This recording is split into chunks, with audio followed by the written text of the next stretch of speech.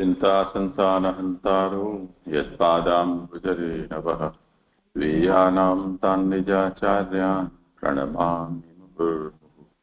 यदनुग्रहतो जन्तुः सर्वदुःखातिगो भवेत् तमहं सर्वदा वन्दे श्रीमद्वल्लभनन्दनम्।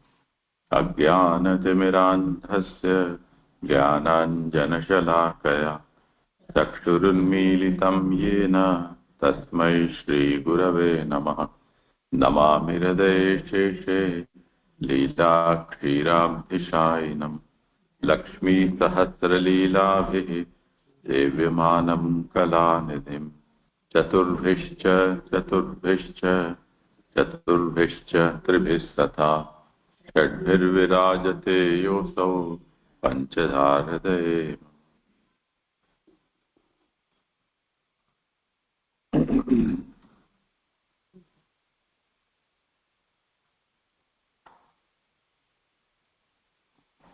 પ્રણામ જેજી. આજે મારો ક્રમ છે, શરૂ કરું. અત્યારે આપણે તૃતીય સ્કંદ અંતર્ગત 9મો અધ્યાય કરી રહ્યા છીએ. 7 થી 9 અધ્યાયમાં સગુણ એટલે કે દેવમાંથી થયેલી સૃષ્ટિનું નિરૂપણ છે. તેમાં 7મા અધ્યાયમાં પૂર્વ પક્ષ તરીકે વિદુરજીના મૈત્રેય ભગવાનને પૂછેલા પ્રશ્નો છે, અને 8મા અધ્યાયમાં કારણની ઉત્પત્તિ એટલે કે બ્રહ્માજીની ઉત્પત્તિનું વર્ણન છે. અને આ જે 9મો અધ્યાય અત્યારે ચાલી રહ્યો છે ત્યાં કાર્ય એટલે કે જગતની ઉત્પત્તિ માટે બ્રહ્માજીએ જે ભગવાનની સ્તુતિ કરી છે તે કહેલું છે. આ સ્તુતિ ભગવાનના સ્વરૂપનો નિર્ણય કરાવનારી છે, અને આ અધ્યાયના પહેલા 21 શ્લોકોથી આ સ્તુતિ કરેલી છે. તેમાં પહેલા 1 થી 7 જે શ્લોકો આવ્યા એમાં જ્ઞાનનો વિષય આવ્યો, અને 8 થી 13 જે શ્લોકો આપણે જોયા તે જ્ઞાનને સિદ્ધ કરવાનું અને સાધન ત્યાં બતાવેલું છે. અને હવે આ જે 14 થી 21 શ્લોકો આવી રહ્યા છે તેમાં ભગવાનનું રૂપ કહેવામાં આવશે. 14મા શ્લોકથી હું લઉં છું. એ રીતે સર્વશાસ્ત્રાર્થ કહીને, પેજ નંબર 333 ઉપર છે. એ રીતે સર્વશાસ્ત્રાર્થ કહીને નીચેના શ્લોકથી આરંભી 6 શ્લોકોથી ભગવાનને નમન કરે છે. એટલે આગળ 13મા શ્લોક સુધી શાસ્ત્રાર્થ કહ્યો, અને હવે બ્રહ્માજી 6 શ્લોકોથી ભગવાનને નમન કરી રહ્યા છે. શશ્વત સ્વરૂપમ અહસા એવ નિપીત ભેદ મોહાય બોધધીષણાય નમઃ પરસ્મય વિશ્વ ઉદ્ભવ સ્થિતિ લયેશુ નિમિત્ત લીલા રાસાય તે નમ ઇદમ ચક્રમેશ્વરાય. સદા સ્વરૂપના તેજથી જ જેમણે ભેદ અને મોહનો લય કરેલો છે, જેમની જ્ઞાનમાં જ બુદ્ધિ છે, વિશ્વની ઉત્પત્તિ સ્થિતિ અને લયના નિમિત્ત બનેલી લીલામાં જેમનો રસનો સમૂહ છે, તેવા નિયામક આપ આ ઈશ્વરને અમે નમન કરીએ છીએ. હવે જે આ પેરેગ્રાફ આવી રહ્યો છે ને એ આ જે શ્લોકો 6, 14 થી 21 જે શ્લોકો આવી રહ્યા છે ને એનું શું કન્ટેન્ટ છે એ આમાં અહીંયા બતાવી રહ્યા છે. તો આ બ્રહ્માની પહેલાના ભગવાનના નમન કરવા યોગ્ય 6 રૂપો છે. એટલે 14 થી 21 બતાવશે શ્લોકો, એમાં એક આનું બતાવે છે એ 6 રૂપો એનું અહીં કહી રહ્યા છે. એમાં પહેલી ફૂટનોટ છે કે આ એટલે 4 મુખવાળા બ્રહ્મા, એટલે જે પદ્મકલ્પમાં જે બ્રહ્માજી છે એ ચતુરાનંદ છે. એનું આપણે આગળના 8મા અધ્યાયમાં 16મા શ્લોકમાં એ બતાવેલું છે. સર્વ બાજુએ પોતાને મુખ હોવાની ઈચ્છા થતા સર્વ ગુણોનો પ્રકાશ તેમનામાં રહેલો હોવાથી દિશાઓ પ્રમાણે તેમણે 4 મુખો પ્રાપ્ત કર્યા. તે સમયે બ્રહ્મા 4 મુખવાળા થયા. એટલે ત્યાં કારણ કે ચારે દિશામાં એમને જોયું અને એમની એવી ઈચ્છા થઈ એટલે એ 4 મુખવાળા થયા. એ બ્રહ્માની અહીંયા કહી રહ્યા છે કે આ બ્રહ્મા જે ચતુરાનંદ પદ્મય કલ્પમાં બ્રહ્માજી છે તેમની પહેલાના ભગવાનના નમન કરવા યોગ્ય 6 રૂપો છે. એટલે ભગવાન તો પહેલા હતા જ, એટલે બ્રહ્માજી આ વખતે પદ્મકલ્પમાં પ્રગટ થયા છે. તો એમને જે ભગવાનના દર્શન કર્યા એ પહેલાના પણ જે ભગવાન હતા એને એમના નમન કરવા યોગ્ય 6 રૂપો છે. તેમાંનું આ જ એક રૂપ શેષ ઉપર શયન કરનાર નારાયણ છે. એટલે જે ભગવાનના 6 રૂપો છે એમાંથી જે બ્રહ્માજીએ જે જોયું તે એમાંનું જ એક આ રૂપ છે કે જે શેષ ઉપર શયન કરી રહ્યા નારાયણ છે. જેની ઉપરથી પદ્મ પ્રકટ થયું છે નાભીમાંથી. બીજું પુરુષ રૂપ, ત્રીજું સર્વ તત્વો સાથેનો પ્રકૃતિનો પતિ પુરુષ, ચોથું કાલ, પાંચમું યજ્ઞ અને છઠ્ઠું પુરુષોત્તમ. તે પૈકી હૃદયમાં દેખાતા આ સ્વરૂપને તેના આવશ્યક ગુણો કહેતા નમન કરે છે. એટલે પોતાના જે હૃદયમાં બ્રહ્માજીએ જે સ્વરૂપને જોયું તેના ગુણો કહીને એમને નમન કરી રહ્યા છે. તો કોઈને શંકા થાય કે આ પોઢતું સ્વરૂપ, કારણ કે નારાયણ શયન કરી રહ્યા છે શેષ ઉપર અને એમની નાભીમાંથી કમલ નીકળ્યું છે કે જેની ઉપર બ્રહ્માજી બિરાજમાન છે. તો કહી રહ્યા છે કે આ કદાચ આ પોઢતું સ્વરૂપ મોહરૂપ હશે એવી શંકા થતા તેમાં મોહ વિગેરે નથી એમ કહે છે. અથવા આ રૂપ અક્ષર બ્રહ્મ છે. એમાં 2 નંબરની ફૂટનોટ છે. શેષ ઉપર પોઢેલા સ્વરૂપની કથા ચાલતી હોવાથી આ પોઢેલા સ્વરૂપનું પહેલા વર્ણન કરે છે એમ સ્વીકારીને અહીં જે લક્ષણો એટલે કે વિશેષણો કહેલા છે તેના બલથી આ અક્ષર રૂપ છે એવો જુદો મત જણાવે છે. એટલે આ જે મત છે એ મહાપ્રભુજીનો નથી પણ કોઈ બીજાનો આ મત છે. તો એ લક્ષણો અથવા વિશેષણો જે આ શ્લોકમાં આવશે તેના બલથી આ અક્ષર રૂપ છે એવો જુદો મત છે. આ મત પ્રમાણે પોઢેલું સ્વરૂપ 2 શ્લોકોથી કહેલ હોવાથી, એટલે આ જે પોઢેલું સ્વરૂપ છે એનું વર્ણન ત્યાં થયેલું છે, તો તેના 2 રૂપ ગણવામાં આવે તો 5 જ સ્વરૂપ થાય. આ મને પાછળનું જે કહ્યું છે ને તેના 2 રૂપ ગણવામાં આવે તો 5 જ સ્વરૂપ થાય. તો એ 5 કેવી રીતે થાય છે એ મને બહુ ખ્યાલ નથી આવતો. આગળ લઉં છું હું. આગળ કહે છે કે પોઢતું સ્વરૂપ તો આગળ 2 શ્લોકોથી કહે છે. એટલે 20 અને 21 શ્લોકમાં આગળ શેષ નારાયણનું જે પહેલું જે કહ્યું છે કે આ જે એક રૂપ શેષ ઉપર શયન કરનાર નારાયણ છે તેનું 20 અને 21 શ્લોકમાં પણ વર્ણન આવે છે. હવે સુબોધનીજી આ શ્લોકના સશ્વત એટલે સદા અને સ્વરૂપમ અસહૈવ સ્વરૂપમ અહસા એવ નિરંતર પ્રકાશતા પોતાના તેજથી સંપૂર્ણ રીતે લય કરેલો છે ભેદ અને મોહનો જેણે તેવું આ રૂપ છે. એટલે જે પહેલું આવર્તન પૂર્વાર્ધનું આવી રહ્યું છે કે શાશ્વત સ્વરૂપમ અહસા એવ નિપીત ભેદ મોહાય, એને અત્યારે અહીંયા કહી રહ્યા છે કે આ જે સ્વરૂપ છે જે પોડી રહેલું છે તે પોતાના તેજથી જ નિરંતર પ્રકાશતા પોતાના તેજથી જ સંપૂર્ણ રીતે લય કરેલો છે ભેદ અને મોહનો.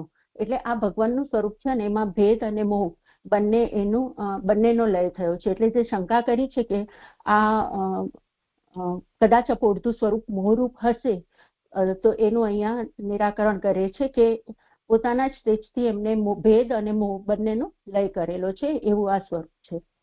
ભેદ અને મોહ એ 2 જ જીવપણું પ્રાપ્ત કરાવનારા છે. બ્રહ્માજી ભગવાનની સ્તુતિ કરી રહ્યા છે એટલે અહીંયા જીવ પ્રકરણ પણ આ ચાલી રહ્યું છે. તો અહીં કહી રહ્યા છે કે ભેદ અને મોહ એ 2 જીવપણું પ્રાપ્ત કરાવનાર છે. એટલે આ જે સ્વરૂપ છે બ્રહ્માજીએ જોયું તેમાં ભેદ અને મોહ બંનેનો લય થઈ ગયો છે, પણ જે જીવ હોય છે એમાં ભેદ અને મોહ બંને હોય છે, માટે જ એ જીવપણું પ્રાપ્ત કરે છે. જીવ ભ્રમથી વિખૂટો અને મોહ પામેલો હોય છે. તેથી આ સ્વરૂપમાં એટલે અત્યારે જે પોઢી રહ્યું છે એ સ્વરૂપમાં કોઈ દોષ ન હોવાથી તે જીવથી જુદા પ્રકારનું હોવાનું કહેલું છે. એટલે એ જીવથી જુદું છે એટલે કે એ ભગવાન છે અને જીવ કેમ નથી તો એ આપણને કહ્યું કે જીવમાં મોહ અને ભય બંને હોય છે, ભેદ બંને હોય છે.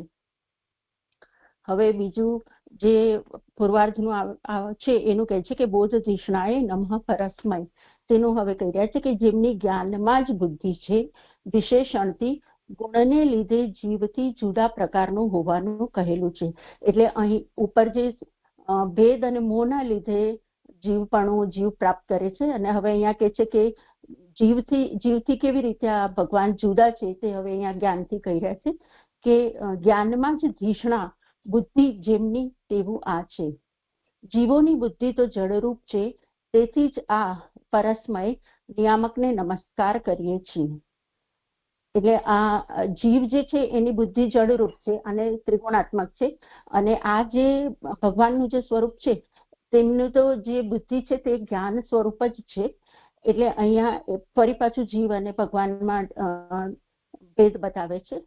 અને પછી કારણ કે આ ભગવાન છે તો એમને એ નિયામક પણ છે એટલે નમસ્કાર કરે છે. અહીં નમન કરવાનું કારણ નિયામક હોવાપણું છે. એ પ્રમાણે સ્વરૂપ કહીને આનું કાર્ય કહે છે. એટલે ઉપરના જે પૂર્વાર્ધમાં ભગવાન જે ઓળી રહ્યા છે એમનું સ્વરૂપ કહ્યું, અને હવે ઉત્તરાર્ધથી વિશ્વ ઉદ્ભવ સ્થિતિ લઈશું નિમિત્ત લીલા આશાય તેનાથી કાર્ય કહી રહ્યા છે. આનું કાર્ય કહે છે કે વિશ્વની ઉત્પત્તિ, સ્થિતિ અને લયમાં નિમિત્ત બનેલી જે લીલા તેનાથી રાહતઃ એટલે ક્રીડા છે જેમની, અથવા તેમાં રસનો સમૂહ છે જેમને, તેવું આ છે. એટલે ભગવાનનું કાર્ય શું છે તો એ કહી રહ્યા છે કે પ્રભુ લીલાથી જ વિશ્વની ઉત્પત્તિ, સ્થિતિ અને લય કરે છે, અને એ પ્રભુની આ લીલા પણ છે અને તેમાં પ્રભુ પોતે અનુસ્યુત થઈને ક્રીડા પણ કરે છે. એવું અહીં કહી રહ્યા છે.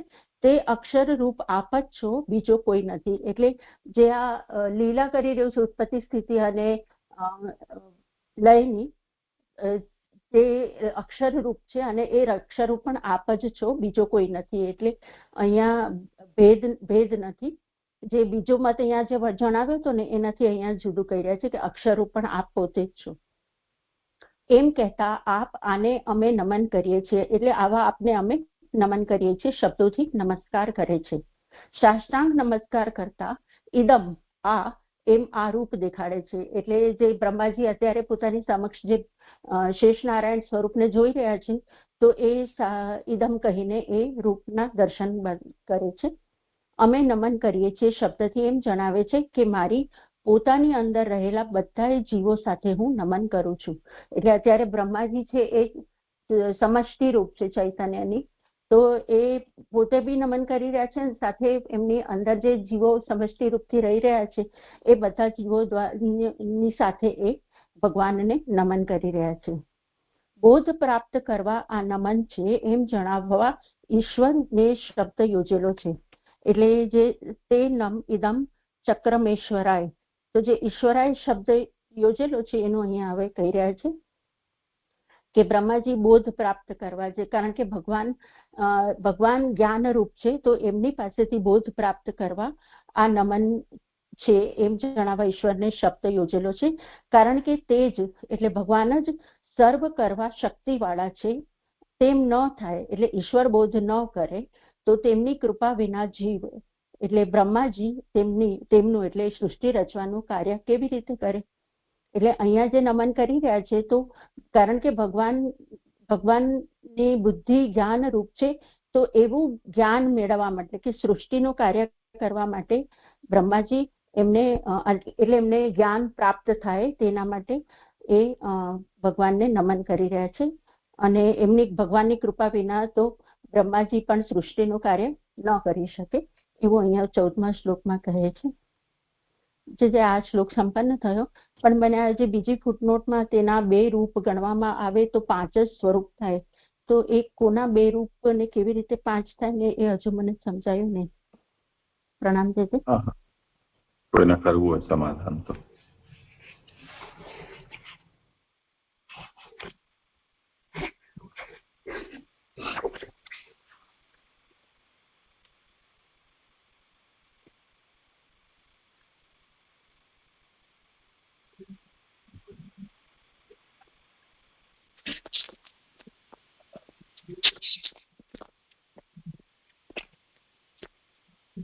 હા જી પ્રણામ.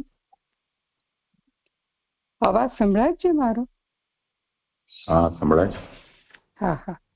હા, જે આ 2 રૂપ કે છે ને તે આ પહેલું જે સ્વરૂપ બતાવ્યું ને કે એક રૂપ શેષ ઉપર શયન કરનાર નારાયણ, એ નારાયણના 20 ને 21મા શ્લોકમાં 2 રૂપ બતાવે છે, એક કારણ અવસ્થા અને કાર્ય અવસ્થા. એ રીતે એના 2 રૂપ બતાવ્યા હોય એટલે એમ કે પહેલાના 2 રૂપ એટલે બાકીના તો 5 જ રહે, એવું મને સમજાય છે. જે પ્રણામ જી.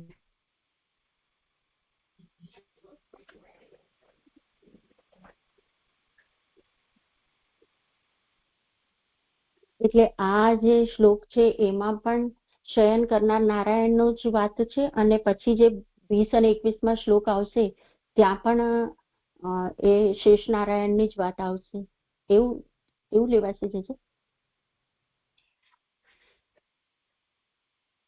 ના, પણ અહીંયા તો છેલ્લું વાક્ય કીધું ને બેલાબેન કે પૂરતું સ્વરૂપ તો આગળ 2 શ્લોકોથી કહેશે એ નારાયણનું શયન કરેલું સ્વરૂપ એ આગળ 2 એટલે 20 ને 21 શ્લોકોથી કહેશે એવું એ આગળ કહે છે. એ પ્રમાણે મને એવું લાગે છે. જે પછી આપ કહેજો. પ્રણામ જયજી. હા, એટલે મત જુદો છે ને, એટલે તમે જે કહ્યું એ મને સમજાવ્યું, પણ મત આગળ કહ્યું ને કે તેના બલથી આ અક્ષરરૂપ છે એવો જુદો મત જણાવે છે ને આ મત પ્રમાણે, એટલે આમાં આ જુદા મત પ્રમાણે કહી રહ્યા છે કે આપણા મત પ્રમાણે, તો એ મને પછી ડાઉટફુલ છે, તો ખબર નથી. પ્રણામજી. અહીંયા કે જે 6 રૂપોને નમન કરે છે ને એમાં પહેલું જે કહ્યું કે શેષ રૂપ શયન કરનાર નારાયણ, બીજું રૂપ છે બીજું પુરુષ કયું ને એ અક્ષર પુરુષ છે. પણ અહીંયા જે ફૂટનોટ આપીને એમાં એમ કહી રહ્યા છે કે આ પોઢેલા સ્વરૂપની વર્ણન છે અને એના લક્ષણો પણ કયા છે, એના આધારથી અક્ષર રૂપ છે. હવે જુદો મત એટલે અહીંયા નીચે આ શ્લોકમાં કહ્યું ને કે અક્ષર રૂપ પણ આપ જ છો, તો આ મત પ્રમાણે જે પોઢેલું સ્વરૂપ છે એ પહેલું અને બીજું જો એક જ ગણીએ તો 5 થઈ જાય, રૂપ 5 થઈ ગયું કે આ જ શયન કરનાર નારાયણ અને એ જ અક્ષર રૂપ, એવું મને જે સમજાઈ રહ્યું છે. એટલે અહીંયા 2 રૂપ ગણવામાં આવે તો 5 સ્વરૂપ છે, એટલે સ્વરૂપથી આ શ્લોક 2 આવી રહ્યા છે. અને જે નીલમબેને કહ્યું ને એની અવસ્થા છે, એ તો આગળ આવશે કે એક કારણની અવસ્થા ને કાર્યની અવસ્થા નારાયણની. પણ અહીંયા જે સ્વરૂપ બતાવી રહ્યા છે તો સ્વરૂપ આ 2 થી એવું લાગી રહ્યું છે, કારણ કે પુરુષના અવતારો વગેરે જે છે એના વિશે જ અહીંયા દૂર કરી રહ્યા છે ભ્રમ પણ, કે કોઈ એમ કે આ જન્મેલા છે તો એ નથી.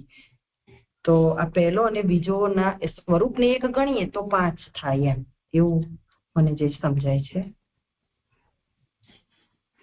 જે આ 6 સ્વરૂપોમાંનું આ શ્લોકમાં કયું સ્વરૂપ આવશે એ હિસાબે બેલાબેન એ જણાવજો. પ્રણામ જયજી. આ શ્લોકમાં નારાયણ જ છે અને એને જ અક્ષર પણ કહી રહ્યા છે, એટલે બીજો શ્લોક આપણે બીજો પુરુષ જે કહીએ છીએ ને એ બીજો પુરુષ વિરાટ પુરુષ અક્ષર પુરુષ જ છે. તો 2 શ્લોક થી એક જ સ્વરૂપ સમજવાનું, તો 5 થઈ જાય ને એમ. હા, જે આ રીતે હોય તો સમજાય છે. એવું બને વિશેષ તો જે આપણે કરાવું.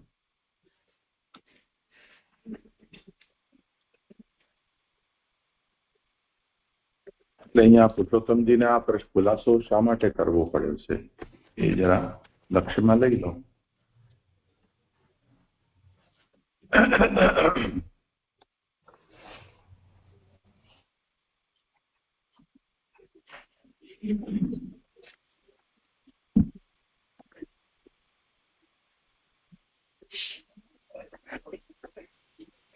અહીંયા પુરુષોત્તમજીએ તો પોઢેલા સ્વરૂપની કથાથી હોવાથી આ પોઢેલા સ્વરૂપનું પહેલા વર્ણન કરે છે એવું જ સ્વીકારેલું છે. એવું એવી રીતે આ નારાયણ શેષ નારાયણ શયન કરનાર નારાયણ છે એવું સમજાય છે. હા, એટલે અહીંયા મૂળ એ જ વસ્તુ સમજવાની છે કે ભગવતો નમસ્ય રૂપાણી ષડ ભવંતી અસ્માદ બ્રહ્મણઃ પૂર્વતરાણી.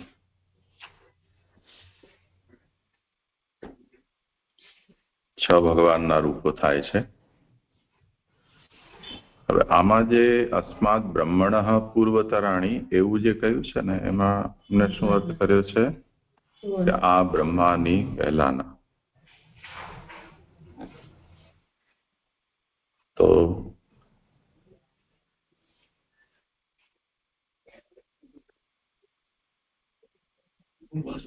એટલે બ્રહ્મા પણ પોતે ભગવાનનું જ એક રૂપ છે ને, જેને રજો રૂપ ધારણ બન્યા.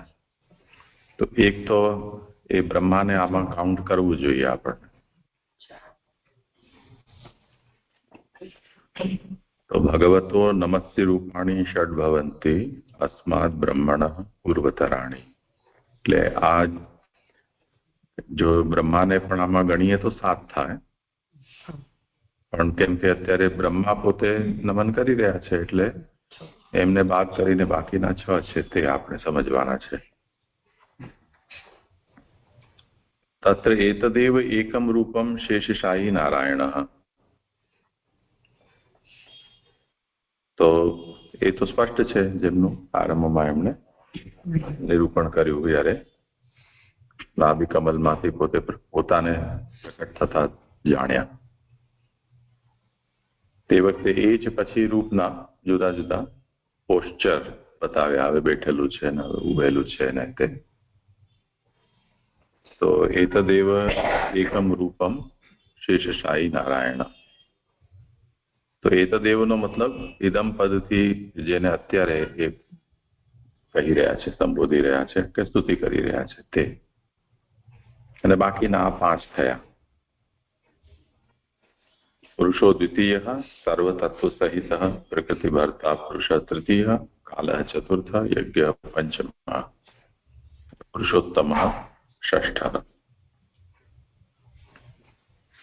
તત્ર એતદ હૃદય પરિદૃશ્યમાનમ તદ આવશ્યક ધર્મ કીર્તનેન નમસ્યતિ. એમાં આમના હૃદયમાં જે દર્શન આપી રહ્યા છે એમને નમન કરી રહ્યા છે. એની સાથે સાથે એમના જે આવશ્યક ધર્મો છે એની સ્તુતિ કીર્તન પણ કરી રહ્યા છે. કદાચિત ઇદમ શયાનમ રૂપમ મોહાત્મકમ ભવેત. પોળેલા છે તો નિદ્રા અવસ્થા એ મોહાત્મક હોય છે, એવી રીતે આમની પણ મોહાત્મક અવસ્થા હોય. તો એનું અહીંયા મોહાભાવનું નિરૂપણ કર્યું કે આ શસ્વ સ્વરૂપમ અહસૈવ નિપીત ભેદ મોહાય. તો ભેદ અને મોહને તો સ્વયં પોતે પોતાના સ્વરૂપ તેજથી જ નિરાકરણ કરનારા છે. એટલે જે મોહ અને ભેદનું નિરાકરણ કરે એ પોતે મોહાવસ્થામાં કેવી રીતે હોઈ શકે? તો આ જે સ્વરૂપ બતાવ્યું એનું આ એક નિરૂપણ થયું. આનું હવે અથવા કહી રહ્યા છે કે યા તો એમ વિચારો કે અત્યાર સુધી આનું જે કંઈ પણ નિરૂપણ કર્યું તે અક્ષરરૂપ છે. એતદ અક્ષરરૂપમ.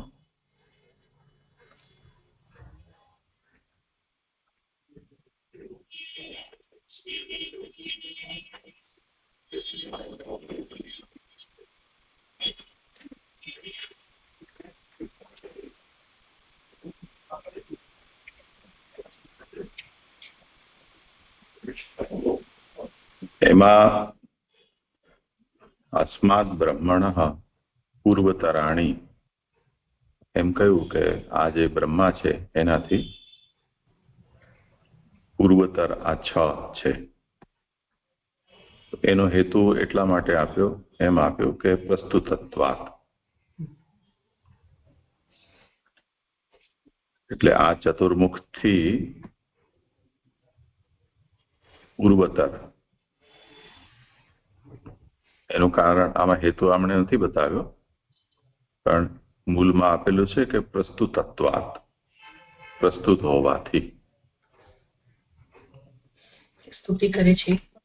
પુરુષોત્તમજીએ કહ્યું છે કથા ચાલતી હોવાથી. પુરુષોત્તમજીએ વાત કરી છે ફૂટનોટમાં, પોળેલા સ્વરૂપની કથા ચાલતી હોવાથી. હવે જો આ બધામાં સમસ્યા એ છે કે વિરામ ચિહ્ન આમાં ચતુર્મુખાત પ્રસ્તુતત્વાત ત્યાં પૂર્ણ વિરામ છે. પછી શયાન રૂપમ આદૌ નિરૂપ્યતે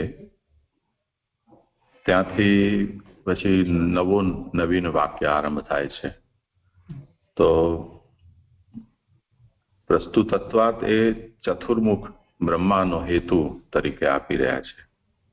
બ્રહ્માજી સ્તુતિ કરે છે એ અર્થ થતો છે. એટલે ભગવાનના 6 નમસ્ય રૂપ છે એ આ જે બ્રહ્મા રૂપ છે એનાથી પૂર્વતર, કેમ કે બ્રહ્મા પ્રસ્તુત છે. તો આ હેતુ ત્યાં ગયો. તો પહેલી ફૂટનોટમાં આ એટલે 4 મુખવાળા, કારણ કે પોઢેલા સ્વરૂપની કથા ચાલે છે તેથી એમ લેવાનું છે. એટલે એ આ એક અર્થ છે. નાનું ભાઈએ એ રીતે ન લઈને નાનું ભાઈએ ચતુર્મુખાત ત્યાં પૂર્ણ વિરામ માન્યું છે અને પ્રસ્તુતત્વાત શયાન રૂપમ આદવ નિરૂપ્યતે. તો એ અર્થમાં એમનું તાત્પર્ય એવું છે કે પ્રસ્તુત હોવાથી ઓઢેલું જે સ્વરૂપ છે એનું વર્ણન આરંભમાં કરે છે. એવું સ્વીકારીને લક્ષણ બલથી પક્ષાંતર આપે છે. તો લક્ષણ બલનો તાત્પર્ય શું છે કે જે સ્વરૂપનું અહીંયા વર્ણન કરવામાં આવી રહ્યું છે એ કોના ઉપર એ વર્ણન લાગુ થશે? નારાયણ, શેષશાહી નારાયણ ઉપર કે અક્ષર પર?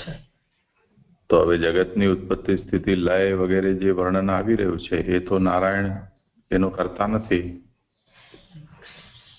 એ અક્ષર છે. તો પુરુષોત્તમજી અહીંયા એમ કહી રહ્યા છે કે જે અથવા કહીને ક્યાં ગયું એતદ અક્ષર રૂપમ એમ જે કહી રહ્યા છે તો એને અક્ષર સમજવાનું. એ અક્ષર સમજવાનું કારણ એ છે કે અહીંયા જે વર્ણન છે વિશ્વોદ્ભવ સ્થિતિ લયેશુ નિમિત્ત લીલા રાસાય, આ જે વર્ણન છે એ વર્ણન નારાયણ ઉપર નહીં પરંતુ અક્ષર પર લાગુ પડે છે.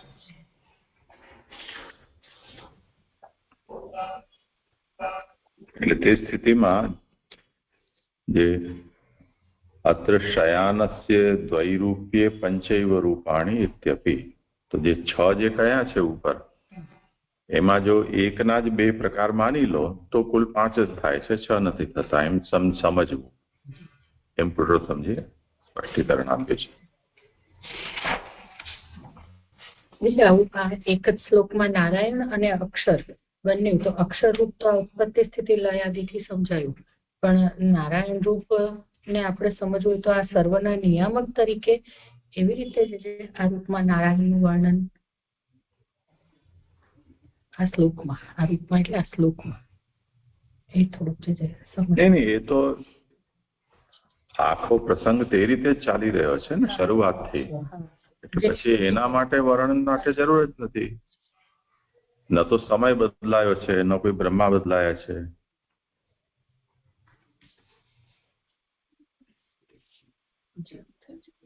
સારું, કરો ભલે. ના શરદ બાબા પ્રણામ. અહીં જે કહ્યું ને કે જો એક સૃષ્ટિનો રાસ થયો, આ ક્રીડા સૃષ્ટિરૂપ ક્રીડા, અને એક જે ભક્તો સાથે ક્રીડા કરી રાસ રૂપે, તો એ બેનમાં આપણે જરા મને સમજવું હતું કે બેનનો અવતારથી એ લીલા થઈ છે, તે અવતારો પણ આ બધા આમાં આવી જશે ને? બધાય આ શ્લોકમાં બધા અવતારો સહિત બ્રહ્મા વિષ્ણુ મહેશ થી લીલા થઈ રહી છે સૃષ્ટિની અક્ષરમાં, તો એવી રીતે લેવાશે શરદા કે આને એક સૃષ્ટિ લીલા છે ને એક લીલા સૃષ્ટિ છે, એ રીતે લેવાશે શરદા? પ્રણામ. અવતાર ને એવું બધું તો અહીંયા નથી લાગતું. આ તો જે વિશ્વની ઉદ્ભવ સ્થિતિ અને લય તદરૂપ જે લીલા છે એના નિમિત્ત ભૂત જે આ રાસ છે એટલું જ અર્થ કર્યો છે. તો આપણે જે રાસ લીલા કરી પ્રભુ અવતારોમાં, તો એ શેમાં જશે? એને કેવી રીતે આપણે અહીં ઘટાવીશું? તો એ બધું લીલા તો કેટલા પ્રકારથી ચાલી રહી છે. આ 2 પ્રકાર લીલા તો સ્પષ્ટ દેખાય છે કે અવતારોથી પણ લીલા છે, રાસ રૂપે કરે છે, અને સૃષ્ટિ રૂપે પણ ચાલી રહી છે.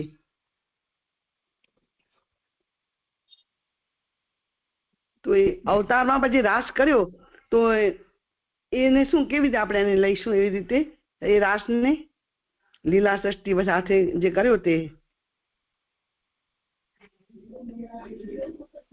એને એ તો એનો અર્થ ત્યાં જે છે એ ત્યાં અર્થ છે. અહીંયા તો આ અક્ષર રૂપ છે એની લીલાની વાત થઈ રહી છે.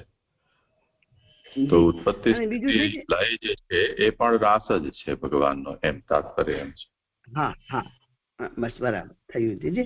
અને અહીં કહ્યું ને પુરુષોત્તમ, છઠ્ઠા પુરુષોત્તમ, તો આ પુરુષોત્તમના બધા રૂપો છે એમ હું સમજી છું, તે બરાબર નથી કે છે છઠ્ઠા પુરુષોત્તમના બધા રૂપો છે એમ સમજી શકે શરદ? પ્રણામ. ખબર નહીં આગળ આનું વર્ણન આવી રહ્યું છે કે કેમ. પુરુષોત્તમજી તો નીચે આવે છે ને, નીચેના શ્લોકમાં પુરુષને નમન કરતા પુરુષના બધા અવતારોને નમન કરે છે. 19 શ્લોકમાં આવશે. હા, આગળ બધું આવશે. 6 ગણાય ને, 6 શ્લોક થી 6 નું વર્ણન આવી રહ્યું છે. હા, જોઈએ. હા, ચાલો ભલે આગળ. બરાબર. ભલે. હા, અહીંયા તો જે પહેલી લીટી કહ્યું ને કે આ બ્રહ્માની પહેલાના ભગવાનના નમન કરવાના રૂપ. તો બ્રહ્માની પહેલા ભગવાન છે એનું રૂપનું વર્ણન તો બ્રહ્માજી કરી રહ્યા છે, તો એ પુરુષોત્તમનું જ કહેવાશે ને એમ.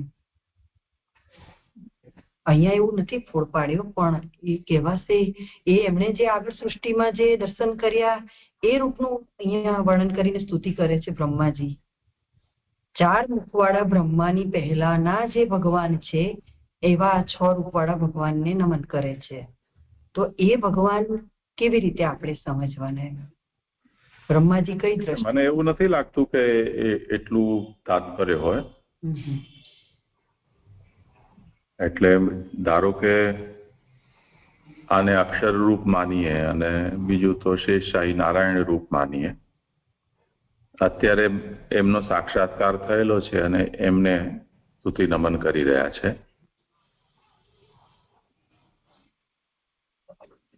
તો જે નમન કરી રહ્યા છે એ આમને કરી રહ્યા છે, પરંતુ એવું તાત્પર્ય નથી કે ભગવાનનું આ જ રૂપ નમનીય છે. ભગવાનના બીજા પણ બધા રૂપો નમનીય છે. એનો સંગ્રહ માત્ર અહીંયા કર્યો હોય એવું લાગે છે.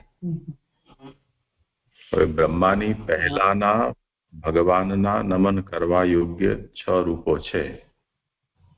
તો એમાં ધારો કે આપણે અહીંયા ગણીએ અમને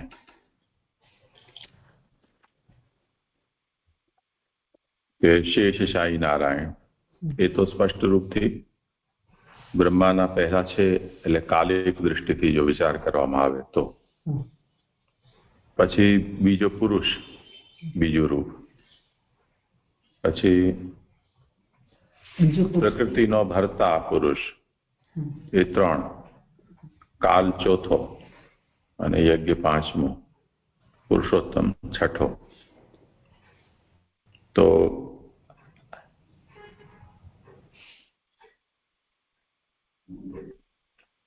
તે સ્થિતિમાં આ બધાને બ્રહ્માના પૂર્વવર્તી આપણને માનવા પડે. અહીંયા જે વિધાન છે એ રીતે. ને પૂર્વવર્તીનો અર્થ આપણે કાલિક દૃષ્ટિથી પૂર્વવર્તી એવું આપણે કહીએ.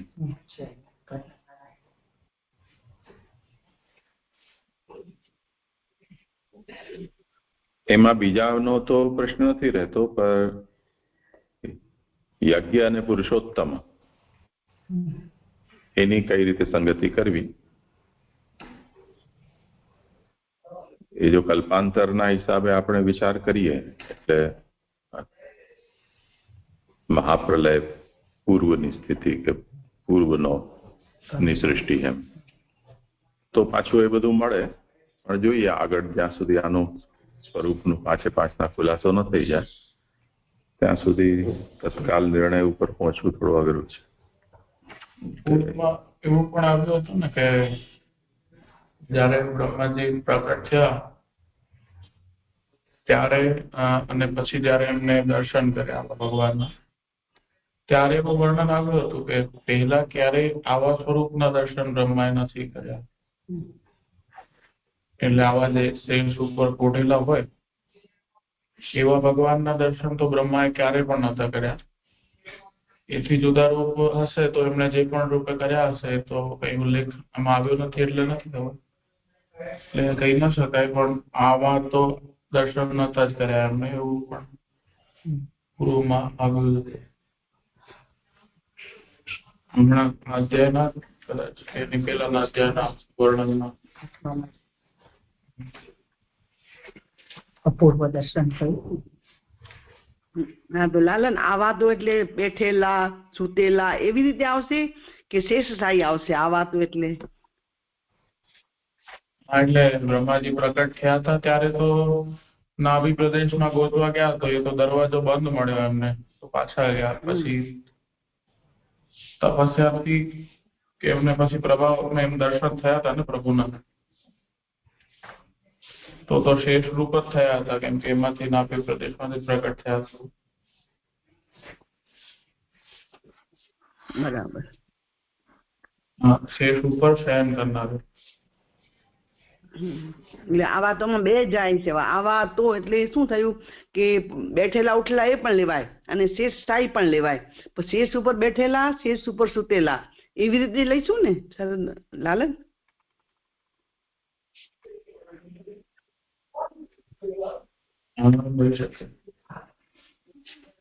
આગળ જોઈ લઈએ 5 શ્લોક, પછી કથા વિશે.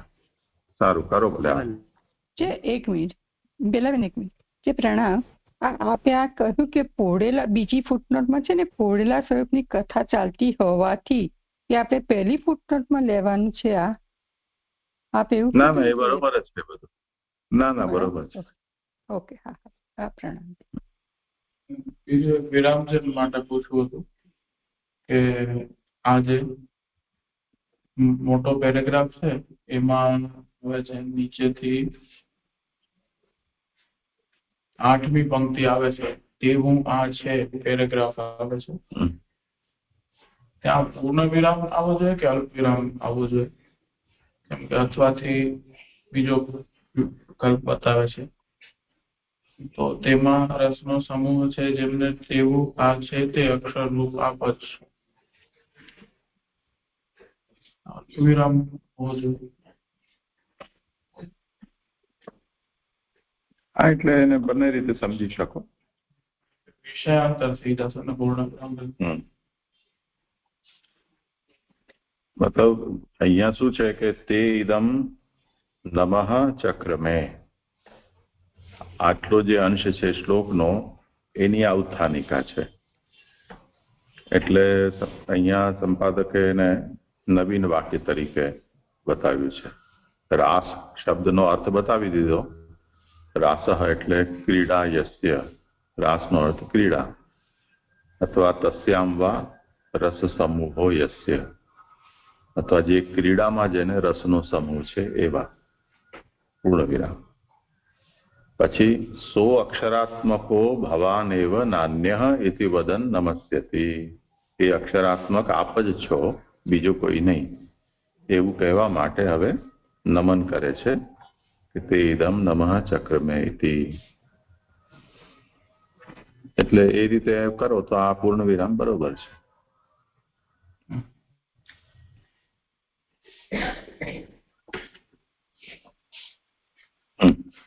કરો ભલે આગળ.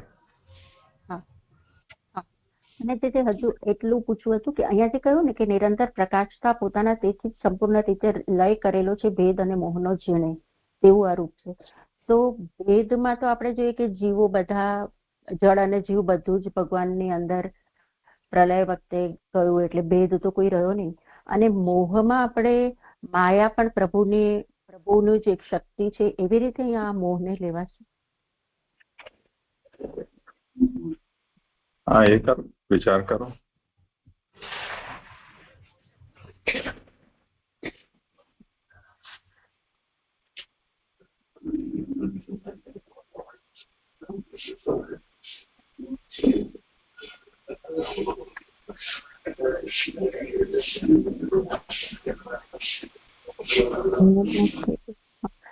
અથવા મોહ તરીકે જે ગુણોને પણ લઈ શકાય. રાજસ, તામસ અને સાત્વિક 3 ગુણો છે એનો પણ લય થઈ ગયો છે.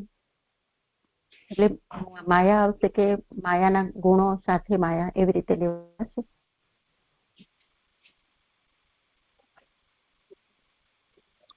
આગળ જયારે સ્તુતિ શરૂ થઈ ને તે વખતે પણ આ વિષયનું નિરૂપણ કર્યું જ હતું કે અહીંયા પોળ્યા છે એનો મતલબ એ મુગ્ધાવસ્થા નથી. તો વાત અહીંયા એ જ તાત્પર્યથી છે કે પોળેલા સ્વરૂપ છે તો નિદ્રા જે છે એ મોહનું કાર્ય છે. તો એવું અહીંયા નહીં સમજવું.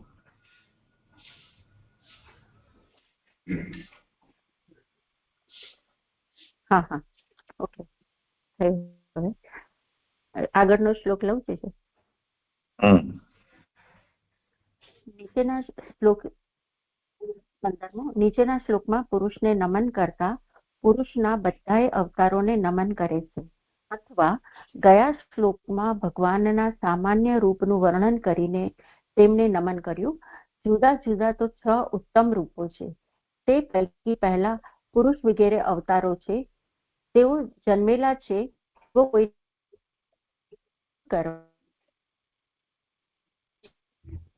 પુરુષના દોષો દૂર કરતા તેને જ નમન કર્યું. એટલે અહીંયા ઉદ્ધાનિકાથી એવું સમજાય છે કે ભગવાન જે અવતાર લઈ રહ્યા છે, એટલે અવતારી, તો અવતારીની વાત નથી, પણ અવતાર જે ભગવાને લીધો છે પુરુષ રૂપથી, તો એમાં જે બધાને ભ્રમ થાય કે આ અજ નથી પણ કોઈ જીવની જેમ કોઈ જન્મેલા છે, એવો કોઈને ભ્રમ થાય છે, તો એને દૂર કરવા માટે અહીંયા એ પુરુષમાં પણ કોઈ દોષો નથી અને એટલે એનું નમન કરે છે, એવું મને અહીંયા સમજાય છે. એમાં પહેલી ફૂટનોટ છે કે ગયા શ્લોકમાં નિયામક કહેલ છે, તેનો અર્થ સંગરહિત ઉદાસીન એકલા એવો કરી જુદો મત અહીંથી કહે છે. આ મત પ્રમાણે રૂપ જણાવનારા શ્લોકોથી આરંભી 7 છે. પ્રમાણે રૂપ જણાવનારા શ્લોકોથી આરંભી 7 છે.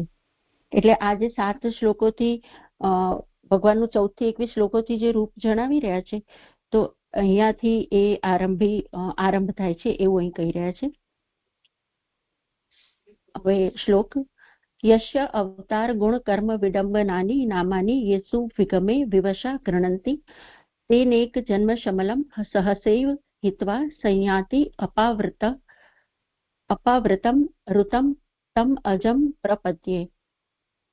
જેમના અવતાર ગુણ અને કર્મનું અનુકરણ કરનારા નામો જેઓ પ્રાણ જતી વખતે નિરાધાર હોય બોલે છે, તેઓ અનેક જન્મનું પાપ તરત જ તજી ખુલ્લા દ્વારવાળા બ્રહ્મને પ્રાપ્ત કરે છે. તે જન્મ રહિતને હું શરણ જાઉં છું. એટલે અવતાર જ્યારે ભગવાન ધારણ કરે છે, તો એવા જે અવતાર ધારણ કરેલા ભગવાન છે, જે અનેક અવતારો જે ભગવાનને ધારણ કર્યા છે, તો એવા એ અજ હોવા છતાં પણ જન્મ લે છે, તો એવા અવતાર વાળા ભગવાનના પુરુષ છે, એને અહીંયા બ્રહ્માજી પ્રણામ કરી રહ્યા છે. અવતારો ગુણો અને કર્મોનું વિડંબયંતી એટલે કે અનુકરણ કરે છે, તેવા દેવકી નંદન, દયાલુ, ગોવર્ધન ધરણ, ધીર એવા જે નામો, એટલે અવતારોમાં દેવકી નંદન અથવા તો યશોદા નંદન કે નંદનંદન એ જે આપણે નામ હોય છે ભગવાનના, એ અવતારો. ગુણો એટલે દયાલુ, કૃપાળુ જે ગુણ છે એ, અને કર્મોમાં ગોવર્ધન ઉદાહરણનું જે કાર્ય ભગવાને કર્યું હતું, તો એ કર્મોનું, તો એનું અનુકરણ કરે છે એવા જે નામો જે પ્રાણીઓ અસુવિગમે એટલે કે પ્રાણ જતી વખતે નિરાધાર થઈને પણ બોલે છે. એટલે આ જે જગતમાં ભગવાને અવતાર લીધો છે અને એ વખતે પણ જો અત્યારે જે પ્રાણીઓ છે એ લોકો પ્રાણ જતી વખતે આવા ભગવાનના નામો નિરાધાર થઈને પણ બોલે, તો તેઓ પહેલા એકઠા કરેલા અનેક પાપને પણ તરત જ તજી અપાવ્રતમ એટલે ખુલ્લા દ્વારવાળા રિતમ એટલે બ્રહ્મરૂપને પ્રાપ્ત કરે છે. એટલે ભગવાનના અવતારો, ભગવાનના ગુણો અને ભગવાનના કર્મો એ બધા પણ જો જીવ પ્રાણ નીકળતી વખતે બોલે છે, તો એમના બધા જ પાપો બધા ખતમ થઈ જાય છે અને એ બ્રહ્મરૂપને પ્રાપ્ત કરે છે. એ પ્રમાણે સર્વને સર્વ પુરુષાર્થ પ્રાપ્ત થાય તેવું કાર્ય કરનારને હું નમન કરું છું. એટલે આવું જે જીવોની ઉપર જે ભગવાન કૃપા કરી રહ્યા છે અને એમના લૌકિક અને અલૌકિક સર્વ પુરુષાર્થ એટલે ધર્મ, અર્થ અને કામ, એમના લૌકિક પુરુષાર્થ અને મોક્ષ, એમનું જે અલૌકિક પુરુષાર્થ છે, એ ચારે પુરુષાર્થ ને ભગવાન પ્રાપ્ત કરાવે છે. તો એવું જે ભગવાન પ્રાપ્ત કરાવે છે એવા ભગવાનને બ્રહ્માજી નમન કરી રહ્યા છે. એમાં બીજી ફૂટનોટ છે કે પુરુષાર્થ પ્રાપ્ત કરાવનારા જે કર્મો અને ગુણો તે કરનારને, એટલે અવતારના સમયે જે ભગવાને કર્મો અને ગુણો જે ભગવાનના આપણે પ્રગટ જોઈ રહ્યા છીએ, તો એના માટે અહીંયા કહી રહ્યા છે કે એ પુરુષાર્થ પ્રાપ્ત કરાવે છે. એમ તે જન્મ રહિતને હું શરણે જઉં છું. એટલે આ જે ભગવાન છે એ અજ છે, તો એવા ભગવાનને બ્રહ્માજી શરણે જાય છે એવું કહી રહ્યા છે. શબ્દથી કહેલ છે. અજ એટલે જન્મ રહિત, તે એટલે ગુણ અને કર્મ વિનાના. એટલે ભગવાન તો અવતાર લે છે ત્યારે જ ગુણ અને કર્મ એમના પ્રગટ કરે છે, બાકી એ ભગવાનને કોઈ ગુણ અને કર્મ નથી. એટલે એ કર્મ અનંત ગુણો છે, પણ એ બધા અલૌકિક ગુણો છે અને ભગવાનને કોઈ કર્મ નથી. એના માટે ત્રીજી ફૂટનોટ છે કે તે ગુણ અને કર્મોના રૂપથી ભગવાન પોતે જ પ્રગટ થાય છે, તેથી માત્ર અનુકરણ થતું હોવાથી ગુણો અને કર્મો હોતા નથી, એવો અર્થ છે.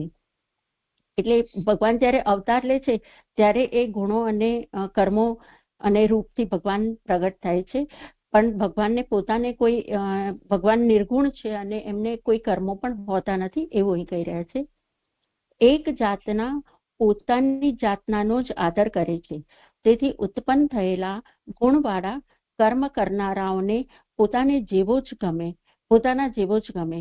તેથી ભગવાન પોતાના તેવા જન્મ, ગુણ અને કર્મો દેખાડી તેઓને મુક્ત કરાવે છે. એટલે અહીં પહેલા ફૂટનોટ છે કે આ ભાગથી નોટ 3 માં જણાવેલ અર્થ સ્પષ્ટ કરેલો છે.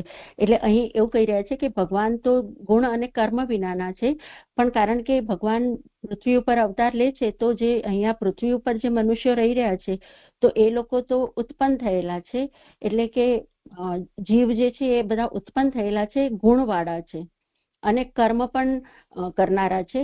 તો એમને એ લોકો આદર ક્યારે કરશે કે એમના જેવું જ કોઈ અહીંયા હશે તો એ લોકો એનો આદર કરશે. એટલા માટે એ કહે છે કે પોતાના જેવો જ ગમે. એ લોકો જે મનુષ્ય છે એમને પોતાના જેવું કોઈ હોય તો એમને ગમે. તેથી ભગવાન પોતાના તેવા જન્મ, ગુણ અને કર્મો દેખાડીને તેઓને મુક્ત કરાવે છે. પણ પ્રભુ દયાલુ છે, એટલે એવા જ જે મનુષ્યના જેવા જ એમનો જન્મ બતાવે છે, એવો ગુણ પણ બતાવે છે અને એવા કર્મો દેખાડી અને જીવો જો એવા જન્મ, ગુણ અને કર્મોનું જો કીર્તન કરે તો એ લોકોને મુક્ત પણ કરાવે છે, પરંતુ તેમના તેવા જન્મ, ગુણ અથવા કર્મો નથી. એટલે ભગવાનની અંદર એવા જન્મ કે ભગવાનનો જન્મ નથી થતો, એમની અંદર એવા ગુણો પણ નથી અને કર્મો પણ નથી. પણ કારણ કે ભગવાનને મનુષ્યને, જીવોને આવી રીતે મુક્ત કરવા છે, તો એના માટે એ આ ગુણ, કર્મ અને જન્મનું અનુસરણ કરે છે. તેથી દોષ વિનાના અને ગુણથી ભરપૂર દેહવાળા તેમને પ્રપત્યે હું શરણે જાઉં છું એમ કહે છે. એટલે અહીંયા બ્રહ્માજી ફરી કહી રહ્યા છે કે એ ભગવાન દોષ વિનાના છે, એટલે એમને કોઈ મનુષ્યના જેવા દોષો, ગુણોના કોઈ દોષો નથી અને ગુણથી ભરપૂર દેહવાળા, એટલે ભગવાનના જે ગુણો છે તે બધા અલૌકિક ગુણો છે. તો એવા અનંત ગુણોવાળા તેમને પ્રપત્યે હું શરણે જાઉં છું એમ કહે છે. નમન અને શરણ જવાનું એક અર્થવાળા છે. એટલે આગળ જે કહ્યું કે પુરુષના દોષો દૂર કરતા તેને જ નમન કરે છે અને શ્લોકમાં પ્રપત્તિ એટલે કે શરણાગતિ આવે છે. તો એના માટે કહી રહ્યા છે કે નમન અને શરણ બંનેનો. તારો અવાજ બહુ કપાય છે. હા, હવે કદાચ આવશે. ડેટામાં ચાલુ કર્યું, હવે કપાય છે માસી? હા, બરાબર કપાય છે. ભાનુબેન, તમારે ત્યાં કઈ સમસ્યા હશે? અહીંયા પણ બરોબર જ આવે છે એમને? હા, મારે તો નથી સંભળાતું. જી ભલે. હા હા, તમે કોઈ જગ્યા બદલીને જોઈ જુઓ. હા, કરો. જી જી જી. હા, નમન અને શરણ જવાનું એક અર્થવાળા છે. એટલે અહીંયા નમન ઉપર જે કહ્યું કે પુરુષના દોષો દૂર કરતા તેને જ નમન કરે છે અને પ્રપત્તિ એટલે શરણે જવું છે. તો એના માટે આવ્યું કે નમન અને શરણ જવાનું એક અર્થવાળા છે.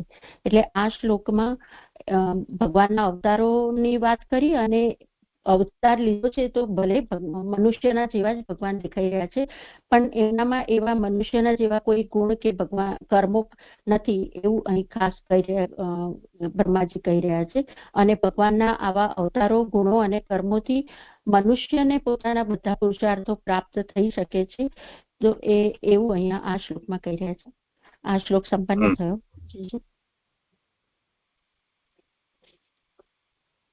આમાં મને કઈ પ્રશ્ન નથી. હું જે આ શ્લોકમાં જે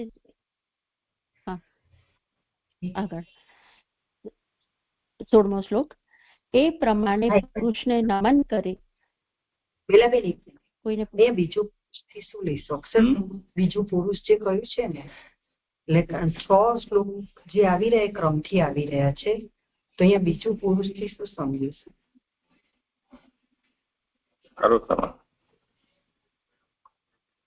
મને એવું લાગે છે કે કારણ કે પુરુષોત્તમ એ 6થું નામ આપ્યું છે ને, એટલે એ અવતારી છે, પણ એ પુરુષ એ અવતારી જે અવતાર લે છે ને, તો જેમ કે રામચંદ્રજી છે કે કૃષ્ણ ભગવાન છે, તો એ જે અવતારો છે ને એના માટે બીજું પુરુષ એવું કહ્યું હોય એવું લાગે છે, કારણ કે એ અવતારો છે અને અવતારોની જ અહીંયા આખા શ્લોકમાં વાત થઈ છે ભગવાનના જ અવતારો, પણ પૂર્ણ પુરુષોત્તમ એવી રીતે નહીં કહીને અહીંયા બીજો પુરુષ એવી રીતે કહ્યું હોય ને એવું લાગે છે જે મને આ શ્લોકમાં. મને આ પ્રશ્ન હતો શરદો, મને આ પ્રશ્ન હતો બીજો એટલે આ અવતારો લેવાશે એમ. 14 જે 6 ક્રમ બતાવ્યા એ રીતે જ આગળ આવી રહ્યું છે શ્લોક. હવે જે એટલે પુરુષ શ્લોક એટલે અક્ષર કે વિરાટ? નહીં, અક્ષર ની ક્યાં વાત છે? તો વિરાટ અહીંયા તો એ તો ઉત્થાનિકામાં સ્પષ્ટ કરી કે ગયા શ્લોકમાં 2 રીતે અર્થ કર્યા ને, કે નીચેના શ્લોકમાં પુરુષને નમન કરતા પુરુષના બધા અવતારોને નમન કરે છે, આ હવે આવી રહ્યું છે. પુરુષ એટલે અવતારી નારાયણ. અને જે અહીંયા કહ્યું ને કે અપાવૃતમ, તો અપાવૃતમ એટલે ખુલ્લા દ્વાર વાળા, તો બ્રહ્મને માટે અહીંયા ખુલ્લા દ્વાર વાળા એવું કહ્યું છે. કેવી રીતે ખુલ્લા દ્વાર વાળા બ્રહ્મ રૂપને? એટલે હા, એ જોયું.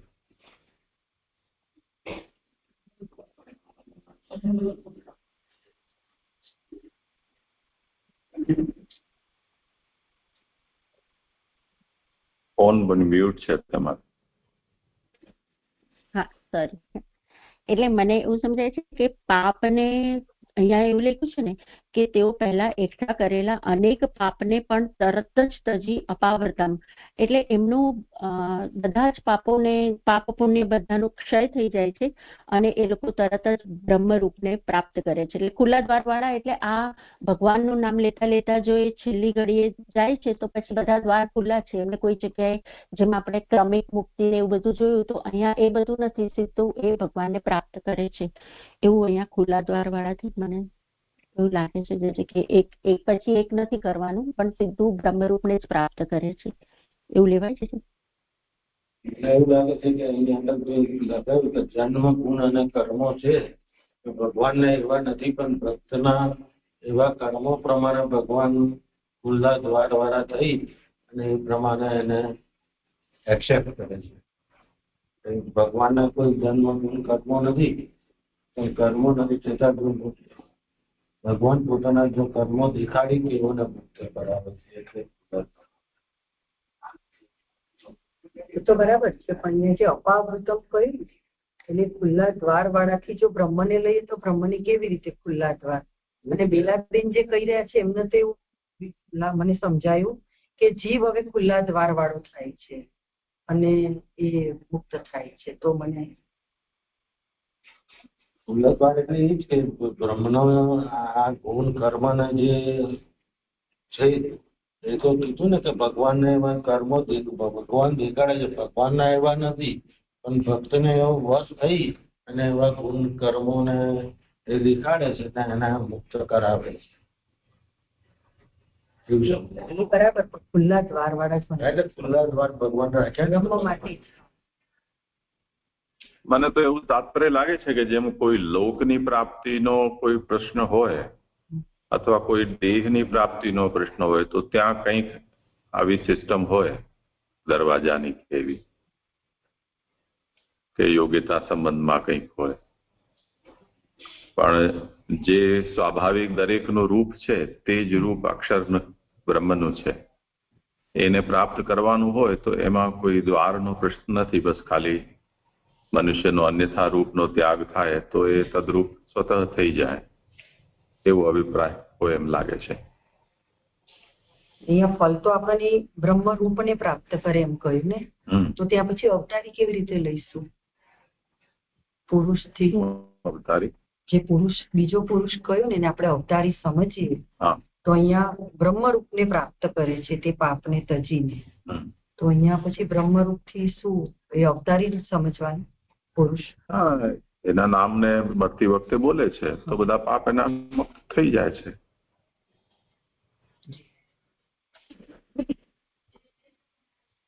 જે અક્ષર બ્રહ્મ જે એટલે પ્રશ્ન થયો મને. આ પહેલી ફૂટનોટમાં કીધું ને કે ગયા શ્લોકમાં નિયામક કહેલા છે, એટલે કે સંગ્રહિત, ઉદાસીન અને એકલા એવો કરી જુદો મત અહીંથી કહે છે. આ મત પ્રમાણે રૂપ જણાવનારા શ્લોકોથી આરંભી 7 છે. એટલે જુદો મત એટલે આગળના શ્લોકનો જુદો મત કરે છે એવું છે, અને આ મત પ્રમાણે રૂપ જણાવનારા 7 શ્લોકો કીધા છે. તો 7 શ્લોકો કાં છે જે નથી સમજાતું? પેલા બેન કરજો ને જરા. જય પ્રણામ. એટલે ગયા શ્લોકમાં તો અક્ષર બ્રહ્મનું સ્વરૂપ કહ્યું હતું, અને પછી નારાયણ પણ, શેષાઈ જે નારાયણ છે એ પણ એકલા હતા. એવી રીતે સંગ્રહિત અને ઉદાસીન કહેલા. જ્યારે અહીંયા તો અવતાર કયો છે, એટલે અહીં અવતાર જ્યારે ભગવાન લે છે ત્યારે તો સંગ્રહિત કે ઉદાસીન કે એકલા નથી હોતા, પૃથ્વી પર અવતાર લે છે. એટલે એ અવતારોનું અહીંયા કહી રહ્યા છે, એટલે અહીંયા જુદો મત અહીં કહી રહ્યા છે એવું મને સમજાય છે. અને આ મત પ્રમાણે રૂપ જણાવનારા શ્લોકોથી આરંભી 7 છે. એટલે આગળનું જે કહ્યું હતું ને એ અક્ષર બ્રહ્મ જો લઈએ તો અક્ષર બ્રહ્મ તો રૂપ એટલે એ ફિઝિકલી આપણે જોઈ નથી શકતા. તો અહીંયા તો અવતારી છે, તો સોરી અવતાર કે અવતારી છે, તો એ બંને તો આપણે આમ ફિઝિકલી જોઈ શકીએ ને, રૂપ જણાવે છે ને, એ તો એવું મને સમજાય છે. આવું લેવાય. શ્લોકની સંખ્યાના હિસાબે અગર એમ કહેવામાં આવે તો એમ જણાવી રહ્યા છે અહીંયા કે અથવા ગયા શ્લોકમાં ભગવાનના સામાન્ય રૂપનું વર્ણન કરીને નમન કર્યું. હવે 6 ઉત્તમ રૂપો છે એનો ક્રમશઃ આરંભ કરે છે, અને એમાં પ્રથમમાં અહીંયા પુરુષ રૂપનું કરી રહ્યા છે. તો 6 ના એ અને 1 14મો એમ કરતા 7, તો કુલ 7 શ્લોક થયા. જી હા, થયું. પ્રણામ. અને જે અહીંયા જે હવે જે આવી રહી છે ને થનિકા, કે આ પ્રમાણે પુરુષને નમન કરીને, તો ત્યાં ફૂટનોટ આવી રહી છે ને, ત્યાં પુરુષોત્તમજી અક્ષર રૂપ જ કહી રહ્યા છે. અક્ષર રૂપ બીજા પુરુષને અથવા નાનુભાઈ વિરાટ પુરુષને કહી રહ્યા છે. તો એ વિવક્ષા ભેદથી જે અક્ષર છે એનું જ રૂપ એક સમષ્ટિ કે નારાયણ કે તે સર્વ કારણભૂત એવી રીતે આપણે સમજી શકીએ.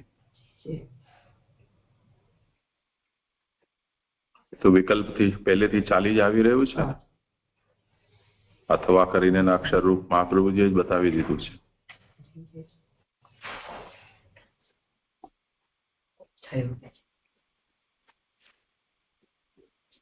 કરો આગળ. એ પ્રમાણે પુરુષને નમન કરીને નીચેના શ્લોકમાં સર્વ તત્વો સાથેના પુરુષને નમન કરે છે. એમાં પહેલી ફૂટનોટ છે, પુરુષને એટલે અક્ષર રૂપ બીજા પુરુષને, વિરાટ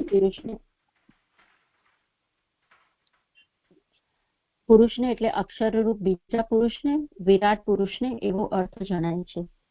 એટલે ઉપરનો શ્લોકમાં એવું કહી રહ્યા છે કે એ પુરુષને એટલે વિરાટ અથવા તો અક્ષર બ્રહ્મ સ્વરૂપ છે એવું પુરુષોત્તમજી કહી રહ્યા છે.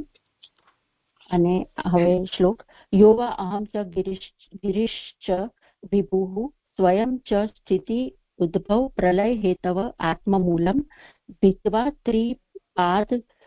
ત્રિપાદ વવૃદ્ધ એક ઉરુ પ્રરોહ તસ્મૈ નમો ભગવતે ભુવન દ્રુમાય. જે આત્માના મૂળને ભેદીને જગતની ઉત્પત્તિ, સ્થિતિ અને પ્રલયના કારણરૂપ હું અને શંકર અને વિષ્ણુ પોતે એમ 3 ચરણવાળા થઈ વધ્યા અને એકલા ઘણા વધ્યા તે ભુવન વૃક્ષ રૂપ ભગવાનને નમસ્કાર.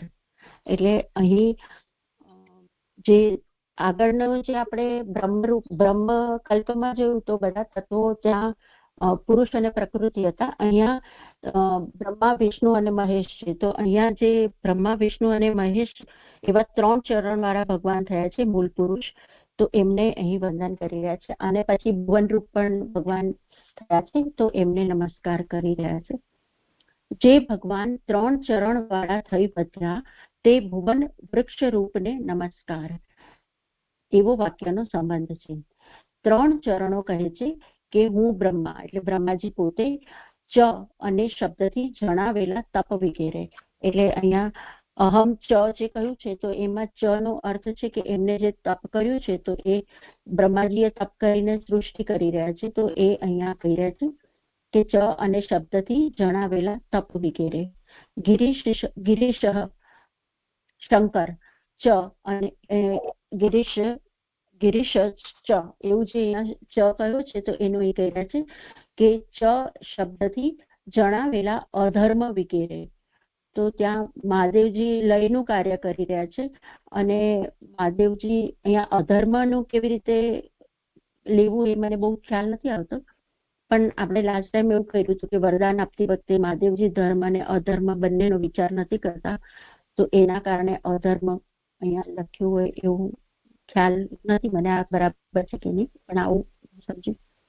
વિભુ શક્તિવાળા પાલન કરનાર વિષ્ણુ પોતે. એટલે ત્રીજું જે વિભુ કહ્યું છે તો એમાં ભગવાન પોતે જ વિષ્ણુ રૂપ થઈને પાલન કરે છે. એના માટે બીજી ફૂટનોટ છે કે અહીં પણ ચ અને શબ્દ છે તે ધર્મ જણાવનારો જાણવો. એટલે અહીંયા જે વિભુ સ્વયં ચ, તો જે ચ છે તો એનાથી ધર્મ જણાવનારો જાણવો. ઉત્પત્તિ, સ્થિતિ અને પ્રલયના કારણરૂપ શબ્દથી આમના કાર્યો કહેલા છે. એટલે જે 3 સ્વરૂપથી ભગવાન 3 ચરણ થયા, તો બ્રહ્માજીથી ઉત્પત્તિ, વિષ્ણુ વિભુ સ્વરૂપથી સ્થિતિ અને ગિરીશ એ સ્વરૂપથી પ્રલય, એ અહીંયા એમના કારણરૂપ છે એવું અહીં કહે છે કે શબ્દથી આમના કાર્યો. એટલે આ જે 3 ચરણ છે તો એમના આ 3 કાર્યો છે એવું કહી રહ્યા છે. જે પુરુષ જ વય નિશ્ચય આ 3 થઈ 3 ચરણ વાળા થઈ આત્માના મૂળ એટલે પ્રકૃતિને ભેદીને મહત તત્વ વગેરે રૂપથી અથવા મરીચી વગેરેના રૂપથી વર્ત્યા. એટલે આ જ જે મૂળ પુરુષ છે કે જે આ 3 થઈ, એટલે બ્રહ્મા, વિષ્ણુ અને મહેશનું પણ સ્વરૂપ લઈ અને એટલે એ રીતે 3 ચરણ વાળા થયા અને આત્માના મૂળ એટલે પ્રકૃતિને ભેદીને મહતત્વ વગેરે રૂપથી, એટલે બ્રહ્મકલ્પમાં મહતત્વ ને એનેથી સૃષ્ટિ બતાવી છે અને અહીંયા મરીચી વગેરે રૂપથી વધ્યા. એટલે પદ્મકલ્પમાં બ્રહ્માજીના પુત્રો વગેરે સ્વરૂપથી પણ ભગવાન થયા છે એવું અહીં કહી રહ્યા છે. ઉરવહ એટલે ઘણી વૃદ્ધિઓ છે જેમની તેવા થયા, તેમને નમસ્કાર, તેમની વૃદ્ધિ નીચે અને ઉપર થયેલી છે. એટલે આ 3 ચરણથી તો વધ્યા, એ સિવાય પણ એકલા ઘણા વધ્યા. જે કહ્યું છે તો એ કહી રહ્યા છે કે ઘણી વૃદ્ધિઓ થઈ છે જેમની, એટલે ઉપર પણ એમની વૃદ્ધિ થઈ છે અને નીચે પણ. તો એ ઉપર અને નીચે સમજાવે છે કે બ્રહ્માંડની અંદર નીચે પૃથ્વી વગેરે એટલે બધા લોકો જે થયા છે તે, અને કશ્યપ વગેરે એટલે જીવો જે બધા થયા છે અને જે કશ્યપથી જે આખી પ્રાણી સૃષ્ટિ પણ થઈ છે એ બધું અહીંયા આવશે. રૂપ અને જીવ બંનેથી વધ્યા. ઉપર આવરણો થયા છે, એટલે નીચે આ પૃથ્વી વગેરે અને ઉપર બ્રહ્માંડના જે આવરણો થયા છે તો એ ઉપર બતાવી રહ્યા છે. એ પ્રમાણે ભુવન વૃક્ષ રૂપ સર્વ શબ્દોથી જણાતા ભગવાન કલ્પ વૃક્ષ છે, તેમને નમસ્કાર. એટલે આ ભગવાન બધું જે બ્રહ્માથી લઈને બધું જ થયા છે તો એવા ભુવન વૃક્ષ રૂપ ભગવાન છે અને એ કલ્પ વૃક્ષ છે, તેમને નમસ્કાર. આ 16મો શ્લોક પણ સંપન્ન થયો છે. મને અહીંયા ભગવાનને ભુવન વૃક્ષ રૂપ સમજાવ્યું એ ખ્યાલ આવ્યો, પણ પછી કલ્પ વૃક્ષ કેવી રીતે સમજવાનું એ મને ખ્યાલ ના આવ્યો.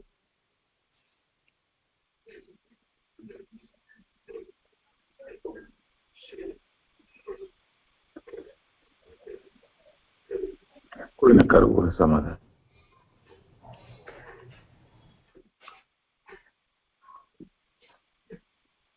એ બે અલગ અલગ નથી કહેતા, એક જ વસ્તુ છે એવું.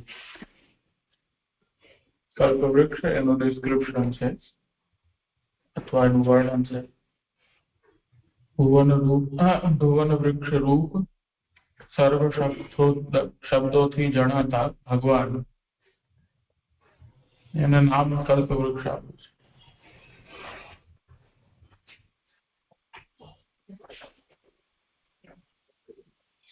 એટલે ભુવન વૃક્ષ રૂપ આવા જે શબ્દો છે, આવા ઘણા બધા શબ્દો છે, આવા સર્વ શબ્દોથી જે જણાઈ રહ્યા છે એ ભગવાન, એ કલ્પવૃક્ષ ભગવાન છે, એવી રીતે સમજાશે.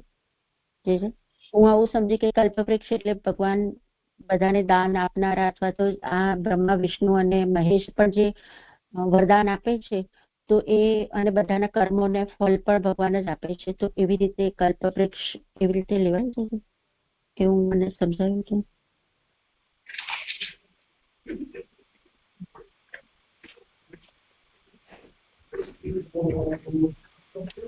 સમજવા નથી આવતું. एवं भुवन द्रुमात्मक सर्व शब्द वाच्यो भगवान कल्पवृक्ष, એટલે સર્વ કંઈ થઈ ગયા, સર્વ શબ્દથી જે પણ છે તે ભગવાન છે, તો સર્વ થઈ ગયા એટલે સર્વ તત્વ રૂપ થઈ ગયા. અહીંયા જે રીતે વર્ણન છે તે સર્વ તત્વ સહિત પ્રથમ પુરુષ, તો સર્વ શબ્દ વાચ્ય એટલે સર્વ તત્વ રૂપ. તે જ રીતે સર્વ જેટલા પણ તત્વો છે એના જેટલા બીજા નામ રૂપ છે તે પણ સર્વ શબ્દનો અર્થ થાય. તો એનાથી વાચ્ય ભગવાન.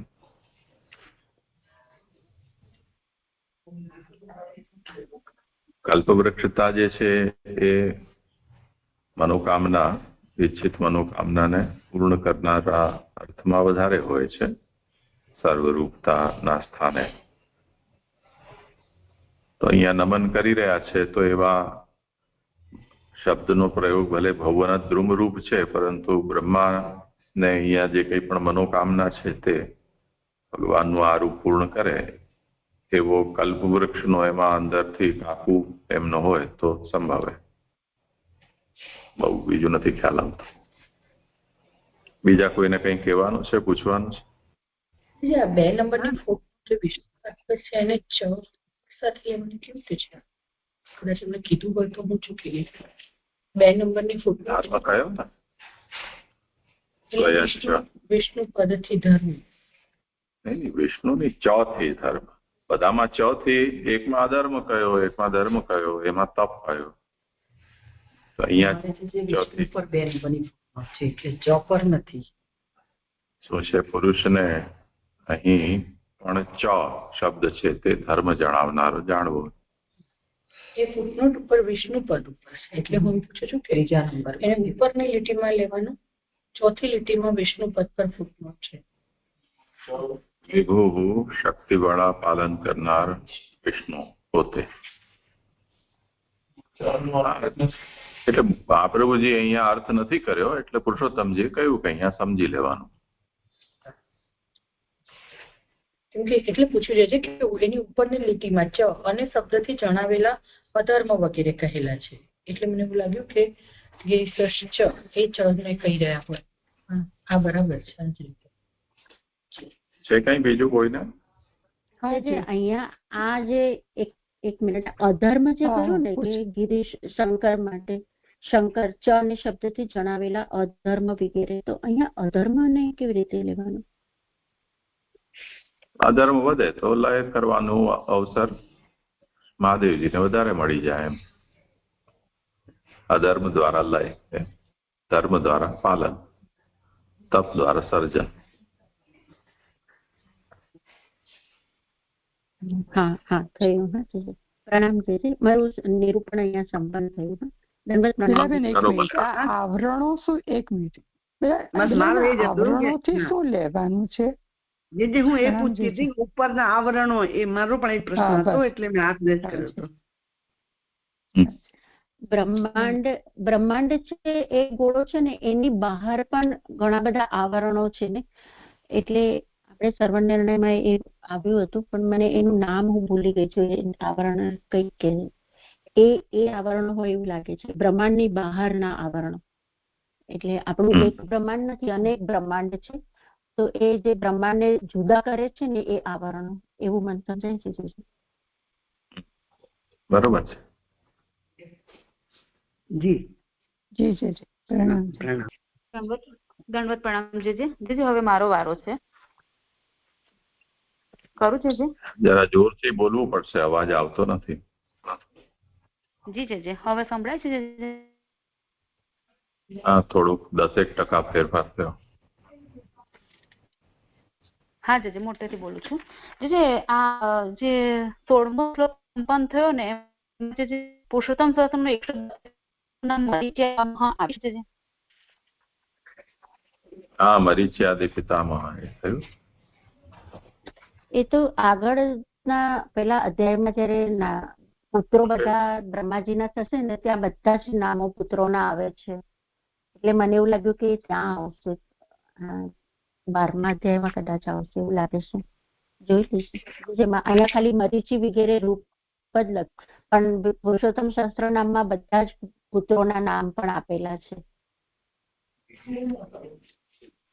એટલે જે એના પછીનું નામ જે છે ને, વેદ કરતા યજ્ઞ કરતા, એ આ અધ્યાયમાં જ આવી રહ્યું છે ને, એટલા માટે મને એવું લાગ્યું કે આ નામ અહીંયા આવે એમ. કરી લો શાસ્ત્રાર્થ આ વિષયમાં કઈ હોય.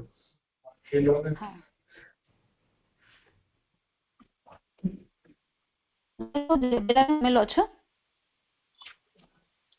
ના, તમે લઈ લો, વાંધો નહીં. मरीच्यादि पितामह, एक मरीच्यादि ऋषियों के पितामह अर्थात दादा, और दूसरा अर्थ मरीचि आदि को विश्व के पितामह का पद देने वाला। मरीचि ऋषि जिनमें मुख्य हैं ऐसे अत्रि, अंगिरा, पुलस्त्य, पुलह, क्रतु, भृगु, वशिष्ठ, दक्ष और नारद ऋषि, इन सबन के पिता ब्रह्मा और उनके भी पिता आप प्रभु है। मरीच्यादि ऋषियों द्वारा सर्व प्रजा प्रकटी है, इस कारण उन सब प्रजाओं के पितामह मरीच्यादि सर्व ऋषि हैं। उनके द्वारा प्रजा की वृद्धि करने वाले प्रभु ही है, इस कारण ही मरीच्यादि को पितामह बनाने वाले आप भगवान हैं। अच्छा, मरीचि आवશે નહીં?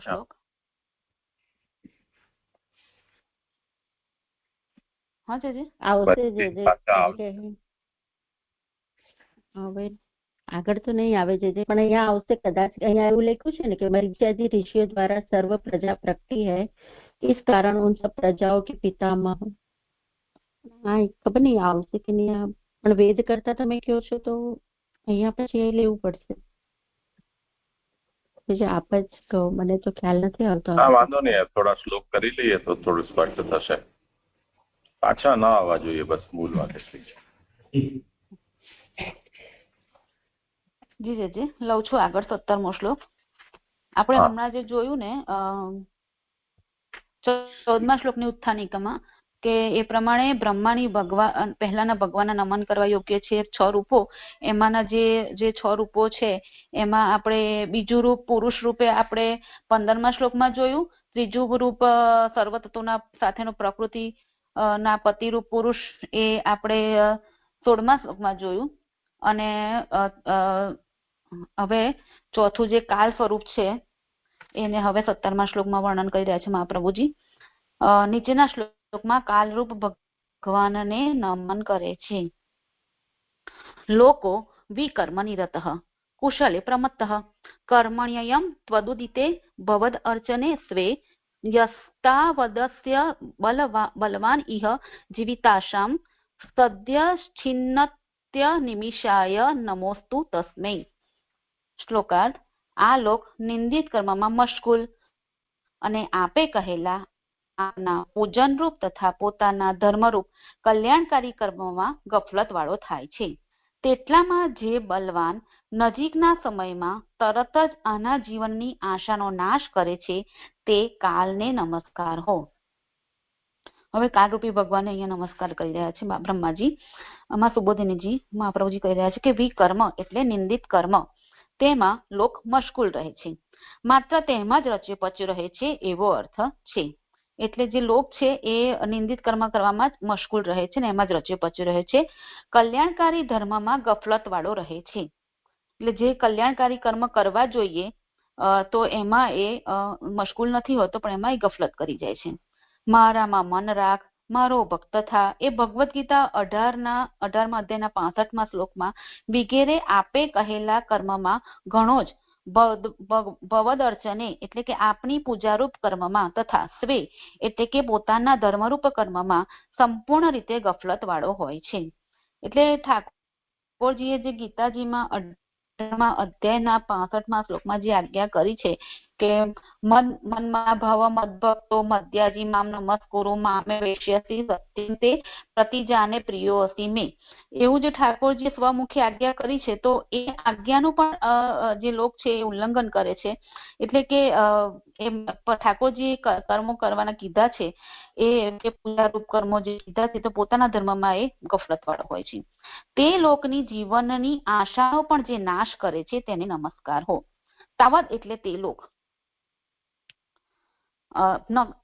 નરક પ્રાપ્ત કરે તે પહેલા જીવનની આશાનો નાશ કરે છે અને પછી નરકમાં પણ નાખે છે એવો અર્થ છે. એટલે જે પ્રભુ કાલરૂપ છે એ એવા કર્મો કરવાથી એને નરકમાં પણ નાખે છે. ઇહ એટલે જે ઉત્તરાર્ધમાં કીધું ને કે બલવાન ઇહ, તો એને સમજાવે છે મહાપ્રભુજી કે ઇહ એટલે કે નજીકના સમયમાં ભગવાનનો અપરાધ કરીને જે મોટો પણ થયેલ હોય તેને પણ મારી નાખે છે એમ જણાવવા બલવાન વિશેષણ કહેલું છે. એટલે જો ભલે બલવાન હોય પણ જે ભગવાનનો જે એને અપરાધ કર્યો છે એને અપરાધ કરીને સમાજમાં ભલે મોટો દેખાતો હોય પણ એને પણ કાલરૂપી ભગવાન એને મારી નાખે છે એમ એવું અહીંયા સમજાવે છે મહાપ્રભુજી. કાલ તેવો ઉપાય કરે છે કે તે જીવતો હોવા છતાં જીવનની આશાનો ત્યાગ કરે છે. એટલે કાલ એવો બલવાન છે, પ્રભુ જે કાલ રૂપે થયા છે એ ભગવાન તો એવા બલવાન છે કે એના જીવનની આશાનો એ ત્યાગ કરે છે. એવી રીતના અલૌકિક કાલરૂપ ભગવાનને નમસ્કાર. તો એવા કાલને અહીંયા બ્રહ્માજી નમસ્કાર કરી રહ્યા છે. જે 17મો શ્લોક સંપન્ન થયો. હા જી. નીચેના શ્લોકમાં યજ્ઞરૂપ ભગવાનને નમન કરે છે. હવે આ 18મા શ્લોકમાં યજ્ઞરૂપ ભગવાન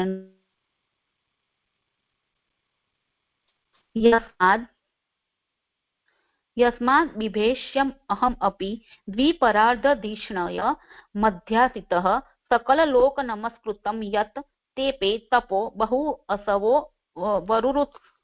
વરુરુત્સમાન તસ્મૈ નમો ભગવતે અધિમખાય તુભ્યમ. શ્લોકાર્થ. જેને સર્વ લોકોએ નમસ્કાર કરેલા છે તેવા 2 પરાર્ધ વર્ષ સુધીના આસન ઉપર બેઠેલો હું પણ જેનાથી ભય પામું છું અને જેને પ્રાપ્ત કરવા મેં ઘણા યજ્ઞો તપ કરેલું છે તે આપ યજ્ઞના આધિદેવી ભગવાનને નમસ્કાર. સુબોધિનીજી.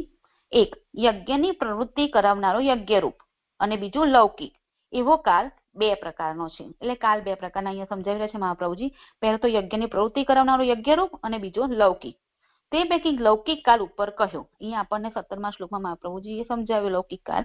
હવે આ શ્લોકમાં યજ્ઞરૂપ કાલ કહે છે. 100 જન્મ સુધી પોતાના ધર્મમાં રચ્યો પચ્યો રહેનાર પુરુષ બ્રહ્માનું સ્થાન પ્રાપ્ત કરે છે અને ત્યાર પછી મને પ્રાપ્ત કરે છે. એ વાક્ય પ્રમાણે જે 1000 અશ્વમેધ રૂપ યજ્ઞરૂપ ભગવાને મને બ્રહ્માના સ્થાન ઉપર બેસાડ્યો છે અને હમણાં પણ ઘણા યજ્ઞો અને તપો કરીને હું તેમને તેમનું સ્થાન જ પ્રાપ્ત કરવા ઈચ્છું છું.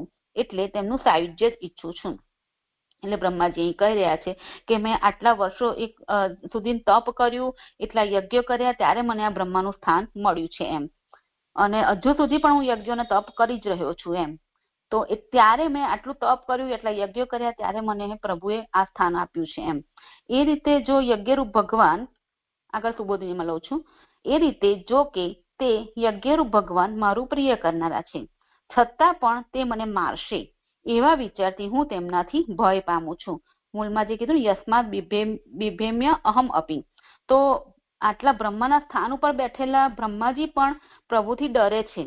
કેમ? તો કે બ્રહ્માજી એવું કહી રહ્યા છે કે પ્રભુ તો બધાનું પ્રિય કરનારા છે, છતાં પણ તે મને મારશે એવા વિચારથી હું તેમનાથી ભય પામું છું. જો કે હું 2 પરાર્ધ વર્ષ સુધીના આસન ઉપર બેઠેલું છું. એટલે આ એમનું નિશ્ચિત આયુષ્ય છે, આટલો એમનો સમય નિશ્ચિત છે કે 2 પરાર્ધ વર્ષ સુધી એ બ્રહ્માના આસન ઉપર સ્થિત રહી શકે છે. પછી દરેક પરાર્ધ પછી 2 પરાર્ધ પૂરા થાય પછી બ્રહ્માજી બદલાય છે. તો એને સમજાય છે કે તે આસનની સ્થિતિની હદ બાંધનારા 2 પરાર્ધ વર્ષો છે. એટલે આ એની લિમિટેશન છે કે 2 પરાર્ધ વર્ષ. હું જેના આસનનો સમય પણ એવો મુકરર કરેલો છું અને હું પણ તેવો મુકરર કરેલો સમય વાળો છું. એટલે કે આ આસનનો સમય પણ નિશ્ચિત છે અને બ્રહ્માજી પણ નિશ્ચિત છે, એમ અહીંયા સમજાવી રહ્યા છે. એટલે દરેક પછી બ્રહ્માજી પણ બદલાય છે એવી રીતના, છતાં પણ ઈશ્વરની ગતિ જાણી શકાય તેવી નહીં હોવાથી હું ભય પામું છું. એટલે પ્રભુની શું ગતિ છે એ આપણે ક્યારેય જાણી નથી શકતા. એટલે બ્રહ્માજી કહે છે કે હું અહીંયા ભય પામું છું જ, એમ ભાર દઈને કહી રહ્યા છે. જો કે મારું આસન સર્વ લોકોએ નમસ્કાર કરેલું હોવાથી મોટું છે, છતાં પણ ઈશ્વર મહાન હોવાથી તે મારો ત્યાગ ન કરે તે માટે મને ભય રહે છે. એટલે પ્રભુ તો મહાન છે પણ મારો એ ત્યાગ ન કરે એટલા માટે બ્રહ્માજી ભયભીત થઈ રહ્યા છે. અહીંયા સ્વભાવથી જ હું બહુ સવહ એટલે કે ઘણા યજ્ઞો કરનારો છું. મૂળમાં કીધું બહુ સવો અસવ, તો કે છે કે હું ઘણા યજ્ઞો કરનારો છું, છતાં પણ તપ કરું છું. એ રીતે સમીપ ન જઈ શકાય તેવા આ યજ્ઞના અધિષ્ઠાતા દેવને નમસ્કાર. અહીંયા આ તો સંપન્ન થયો, પણ અહીંયા સમીપ ન જઈ શકાય તેવા આપ યજ્ઞના અધિષ્ઠાતા દેવને નમસ્કાર, એ જેમને નહીં સમજાયું.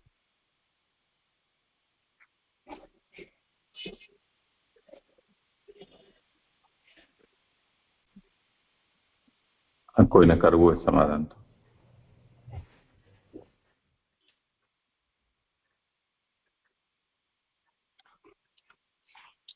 તો અગ્નિ રૂપ છે યજ્ઞ રૂપ ભગવાન, તો કે સમીપ જઈ શકે એવું ના હોય સરદાર. યજ્ઞ રૂપ છે દર્શન થાય પણ સમીપ ન જઈ શકાય એવું લાગે છે, એટલું સમજાય છે. પ્રણામ. હા જી, આ રીતના સમજી શકાય. બરાબર. અહીંયા તો ડર જ બતાવેલો છે ને બધો, એટલે જ તો એનું કહી રહે છે. ડર તો એનાથી હોય તો નજીક જવાનું હિંમત ના પડે. જી જી, હા ભાઈ, બરાબર. કરો. ભયથી નજીક નથી જઈ શકાતું. બરાબર, સરસ. હાજી જી જી જી. હવે આગળ 19મો શ્લોક. નીચેના શ્લોકમાં પુરુષોત્તમને નમસ્કાર કરે છે. શ્લોક છે તિર્યડ મનુષ્ય વિબુધાદિષુ જીવયોનિ સ્વાત્મેચ્છયા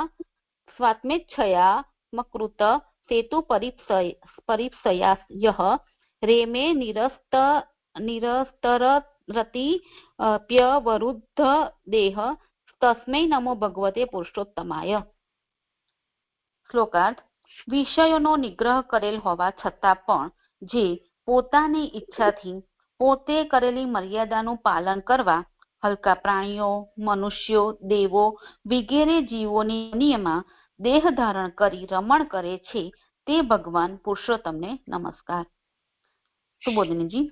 હલકા પ્રાણીઓ, મનુષ્યો અને દેવો અનુક્રમે તામસ, રાજસ અને સાત્વિક દેહવાળા છે. એટલે અહીંયા મહાપ્રભુજી સમજાવી રહ્યા છે કે જે હલકા પ્રાણીઓ છે તામસ હોય છે, મનુષ્યો રાજસ હોય છે અને દેવો એ સાત્વિક હોય છે. એમાં 1 નંબરની ફૂટનોટ છે કે વૃંદાવન પ્રેસ વાળી પ્રતનો તામસ, રાજસ, સાત્વિક દેહા પાઠ લીધો છે. તે વગેરે બીજા પણ 3 પ્રકારના જીવો છે. એટલે એ બીજા 3 પ્રકારના જીવો એટલે પુષ્ટિ, પ્રવાહ અને મર્યાદા. મને એવું સમજાય છે કે એ બીજા પણ એ પ્રકારના જીવો હોય છે.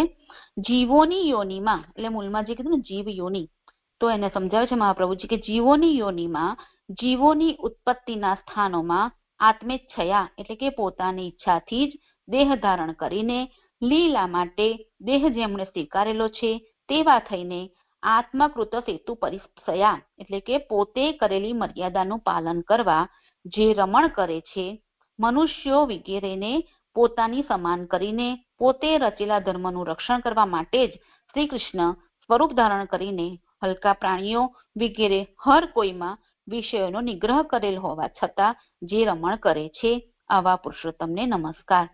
એટલે બધા જ આ જે જીવોની યોનિરૂપ જે અલગ અલગ જે બન્યા છે તો એ હલકા પ્રાણીઓ બન્યા છે કે પછી મનુષ્ય બન્યા કે સાત્વિક રૂપે દેવો બન્યા, તો એ બધા જ જીવોની યોનિમાં પોતાની ઈચ્છાથી જ પ્રભુએ એ યોનિ ધારણ કરી છે અને એ લીલા માટે જે કરી રહ્યા છે અને એમાં દરેકમાં એ પોતે મર્યાદાનું પાલન કરીને રમણ કરે છે. આગળ લઉં છું સુબોધિનીજીમાં. એવા પુરુષોત્તમને બ્રહ્માજી નમસ્કાર કરી રહ્યા છે. આ અક્ષરથી પણ ઉત્તમ છે. એટલે આ જે પુરુષોત્તમ છે એ અક્ષરથી પણ ઉત્તમ છે. લોકને બોધ કરવા, લોકની દ્રષ્ટિએ એ રીતે દેહ ધારણ કરવાનું કહેલું છે. એટલે પ્રભુ તો પુરુષોત્તમ રૂપે છે. એટલે આ જે એમણે જે રૂપ ધારણ કર્યા છે અલગ અલગ જીવોમાં, તો એ લોકને બોધ કરવા માટે એમણે દેહ ધારણ કરેલો છે. પણ પોતે તો પુરુષોત્તમ રૂપ છે એમ સમજાવી રહ્યા છે મહાપ્રભુજી.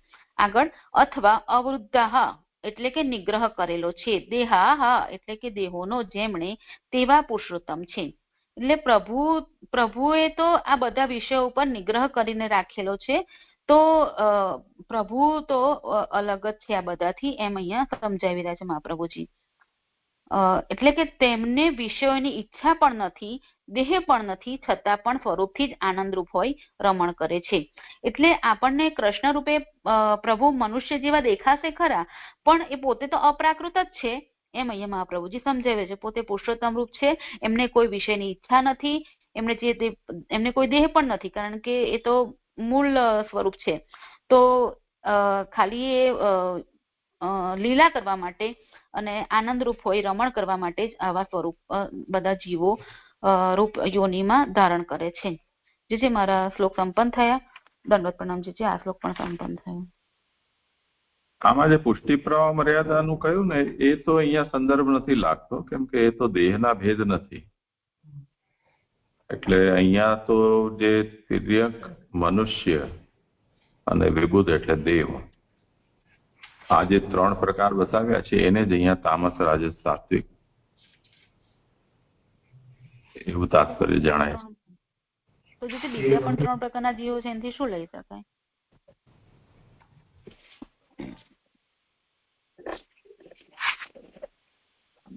એટલે એના અંતર્ગત જે બીજા છે તે એમ સમજી શકાય. તામસ, સાત્વિક અને રાજસ, તે અને બીજા પણ ત્રણ પ્રકારના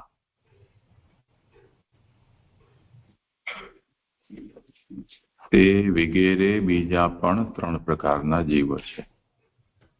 શું કહી રહ્યા છે? તદાદયો અન્યેપી ત્રિવિધા.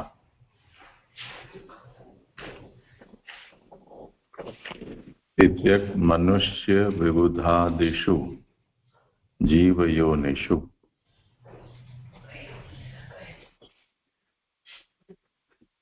આત્મેચ્છયા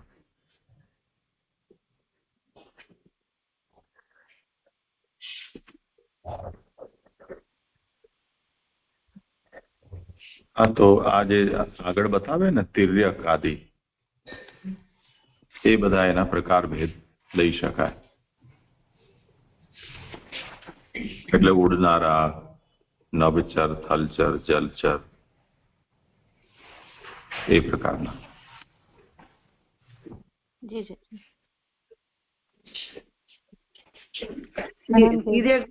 પશુ અને પક્ષી બધું આવે કેમ? પશુ પક્ષી બેઉ તિરેક થી. હા, એટલે સરીસૃપ જે છે એ પણ તિર્યક હોય છે, પણ નભચર નથી હોતા, એની જગ્યાએ થલચર હોય છે. બરાબર.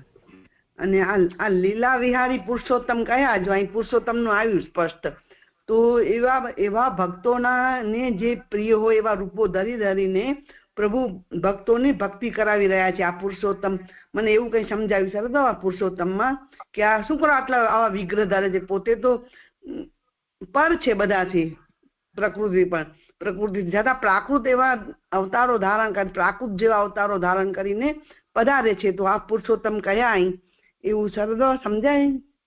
પ્રણામ દેજે. હા, કરો સમાધાન.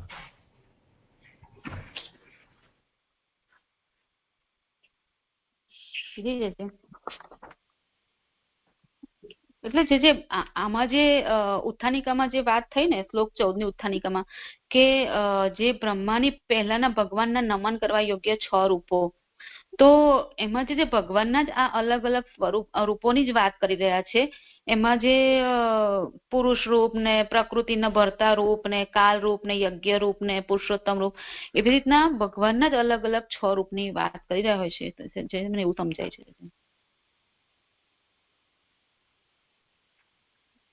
હવે જે મને એવું સમજાયું કે ભક્તિ બાદ અહીં શું થયું, પ્રયોજન શું થયું, જીવ ભક્તિ કરી શકે, તેથી પુરુષોત્તમનું અહીં મને એવું સમજાવ્યું. જરા તો સ્પષ્ટ કરવું છે કે આ ભક્તિ કરાવવા માટે આ પુરુષોત્તમને નમસ્કાર, જે ભક્તિ કરાવી રહ્યા છે, આ બધું કરીને જીવ ભક્તિ કરે, એની સાથે જોડાય, એવું મને અહીં સમજાવ્યું. એટલે જરા ખુલાસો થઈ જાય તો.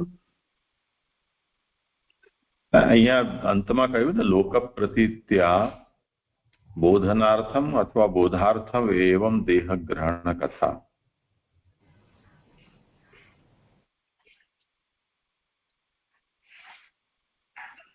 યદ્યપિ આ અક્ષરથી પણ ઉત્તમ છે,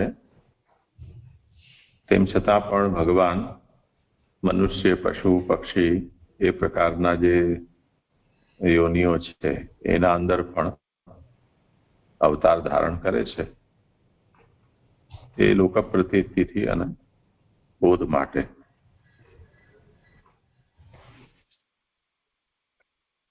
શું બોધ શું આવશે? હા, એટલે શું બોધ કરે, બોધ શું કરાવે છે? ભક્તિ કરો, જીવ ભક્તિ કરે, આ બોધ કરાવે છે ને, એમ કઉ છું. સર હા હા, આ જુઓ અર્પિતાબેને શું વિચાર કર્યો છે. હા, જે અહીંયા મને ભક્તિની તો વાત નથી લાગતી. જે અહીંયા તો ખાલી અલગ અલગ પ્રભુના રૂપોની જ વાત બતાવી રહ્યા છે. ભક્તિ તો આમાં નથી આવતું એવું લાગે. કારણ કે સૌપ્રથમ જે ત્રીજા નંબરની જે કારિકા છે, પાન નંબર 316 ઉપર, એમાં 2 નંબરની જે ફૂટનોટ બતાવી છે એ લઉં જે એટલે મને વધારે સમજણ પડશે એમાંથી, કે એની 2 નંબરની ફૂટનોટ પહેલા કારિકાનો અર્થ જોઈ લઉં. કે પાન નંબર 314 ઉપર કારિકા છે કે આ સ્તુતિમાં વિષય, સાધન રૂપ તેમજ વિઘ્નોનો અભાવ એમ જ્ઞાન માર્ગનો નિર્ણય સ્પષ્ટ કર્યો છે ને આ સ્તુતિમાં જ્ઞાન થાય તે માટે પ્રકીર્ણ વિષયો પણ કહેલ છે. તો એની જે 2 નંબરની ફૂટનોટ છે એમાં જે સમજાવી રહ્યા છે કે આ દોડ કારિકાથી વિદુર અને મૈત્રીના સંવાદમાં કથાની સંગતિ જણાવી છે. તેમાં જ્ઞાનનો વિષય 1 થી 7 સુધીના, સાધન 8 થી 13 સુધીના અને ભગવાનનું રૂપ છે 14 થી 21 સુધીના, અને આગળના શ્લોકોનો સંબંધ બતાવે છે કે વિઘ્નોનો અભાવ 22 થી 25 સુધીના સ્તુતિના શ્લોકથી કહેલ છે. એટલે આજે જે શ્લોકનો વિષય તો આવો છે કે ભગવાનનું રૂપ 14 થી 21 સુધી બતાવી રહ્યા છે. જે મને એવું સમજાય છે. જે ભક્તિ તો મને આમાં કેવી રીતના ઇન્વોલ્વ કરવી એ મને નથી સમજાતું. જે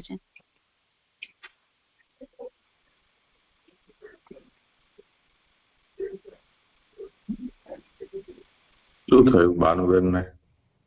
આપ કહો ને જે આ કે છે એટલું જ છે કે બોધ શું કરાવવું કે ભગવાન સાથે જીવ જોડે, તો એના માટે પુરુષોત્તમ પ્રયત્ન કરી રહ્યા છે એવું મને સમજાય છે. તો જરાક બોધ શું થયું અહીં? પુરુષોત્તમ જે વ્યાખ્યા આપી આ શ્લોકમાં, એમાં શું બોધ નીકળ્યો? બોધ કરાવવા માટે. પ્રણામ. એ તો ભગવાનના જેટલા પણ અવતાર છે એનું આ પ્રયોજન બતાવી રહ્યા છે. એક તો ઉપર એ બતાવ્યું કે આ જે પણ અવતાર છે એ લીલા માટે ભગવાને દેહ ધારણ કરેલો છે.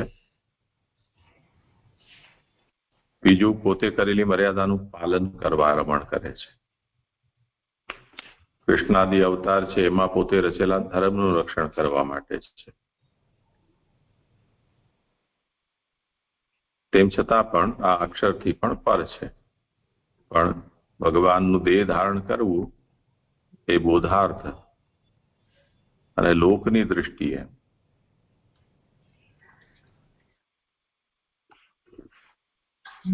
કહી રહ્યા હોય ને એવું લાગે છે, એટલે પૂછતા હોય. બોધ જે છે એ તો ભગવાને આચાર્ય ચરણનો બહુ સ્પષ્ટ અભિપ્રાય અહીંયા નથી સમજમાં આવતો કે શું બોધ કરવા ભગવાન આવું કરે છે, પણ જે પ્રસંગ ચાલી રહ્યો છે અને આગળ પાછળનું વર્ણન છે તે હિસાબે આપણે એમ કહી શકીએ કે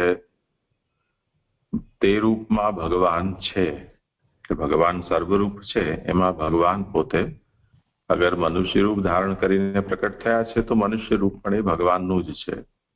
તે રીતે મત્સ્યવરા કચ્છપ આદિ રૂપ છે તેમાં પણ તે રૂપમાં ભગવાન જ છે એવા લોકને બોધ કરવા.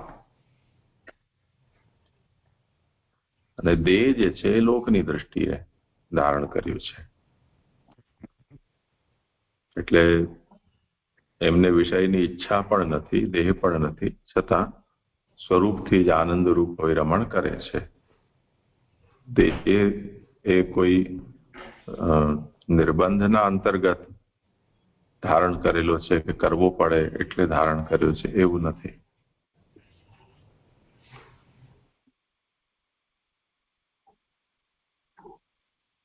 જે આમાં પણ પ્રણામ, જે ઉપર આગળ કીધું ને શ્રી કૃષ્ણ સ્વરૂપ માફ કરજો, મનુષ્ય વગેરે પોતાની સમાન કરીને, એ મનુષ્યને પોતાની સમાન કરે કે પોતે મનુષ્ય રૂપ, એટલે એવું સમજવાનું કે પોતે મનુષ્ય રૂપ ધારણ કરે છે એ અર્થ આમાં સાથે જોડાશે. મનુષ્ય વગેરેને પોતાની સમાન કરી પોતે રચેલા ધર્મનું રક્ષણ કરવા માટે શ્રી કૃષ્ણ સ્વરૂપ ધારણ કરીને.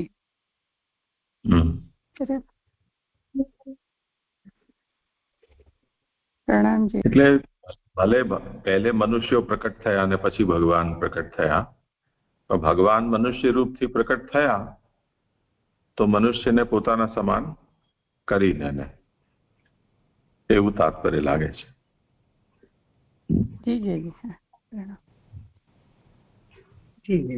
પ્રણામ છે. અહીંયા જે એવું કહ્યું જીવોની યોનિમાં જીવોની ઉત્પત્તિના સ્થાનોમાં આત્મા ઈચ્છા પોતાની ઈચ્છાથી દેહ ધારણ કરીને, એટલે અહીંયા જીવરૂપ પણ ભગવાન થયા છે. એટલે જેટલા બી પ્રાણીઓ છે એ બધા ભગવત સ્વરૂપ છે. એટલે આપણે જે બ્રહ્મવાદમાં કહીએ છીએ એવી રીતે લેવાનું કે ભગવાને પોતે અનેક જીવોની યોનિઓમાં પણ અવતાર લીધો છે, જેમ કે વારા સ્વરૂપે કે કચ્છપ સ્વરૂપે, એવી રીતે અહીંયા લેવાનું છે. હા, એવી રીતે વારા સ્વરૂપ ને એ જે છે એવી રીતે ને. પ્રણામ છે. આજે પ્રણામ. હવે મારો શ્લોક છેલ્લો કરું. પ્રણામજી છે. હવે આગળ 14 થી 19 સુધીના શ્લોકમાં ભગવાને જે વિવિધ રૂપો ધારણ કર્યા, પુરુષોત્તમ રૂપ, યજ્ઞ રૂપ, કાલ રૂપ, એ બધાને બ્રહ્માજીએ પ્રણામ કર્યા. હવે 20 અને 21 શ્લોકમાં બ્રહ્માજી એમના કારણ અને કાર્યની અવસ્થાવાળા બે સ્વરૂપથી એટલે એમને નારાયણને નમસ્કાર કરે છે. 338 પેજ પર ઉત્થાનિકા નીચેના શ્લોકથી આરંભી 2 શ્લોકોથી કારણ અને કાર્યની અવસ્થાના 2 સ્વરૂપના વર્ણનથી નારાયણને નમસ્કાર કરે છે. યહ અવિદ્યયા અનુપહતઃ અપી દશાર્ધવૃત્ત્યા નિંદ્રામ ઉવાહ જઠરીકૃત લોકયાત્રઃ અંતઃ જલે અહિ કપીશુઃ સ્પર્શ અનુકૂલામ ભીમઃ કૂર્મમાલિની જનસ્ય સુખમ. શ્લોકાર્થ. જે 10ના અર્ધ કાર્યવાળી અવિદ્યાના અંતરાય વિનાના હોવા છતાં લોકના સમૂહને પોતાના ઉદરમાં રાખી જનને સુખ સમજાવતા ભયંકર મોજાઓની હારમાળા જળની અંદર સર્પની સૈયાના સ્પર્શને લીધે સુખ કરનારી નિંદ્રા કરે છે તેમને નમસ્કાર. સુબોધિનીજી.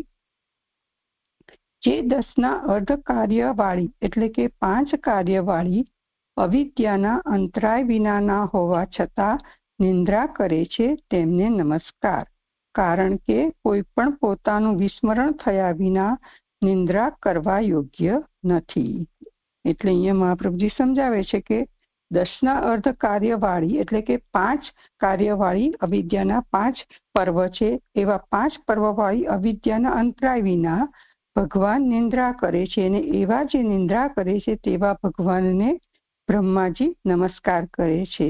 કારણ કે કોઈ પણ પોતા એટલે વિસ્મરણ ના થાય ત્યાં સુધી નિંદ્રા આવતી નથી.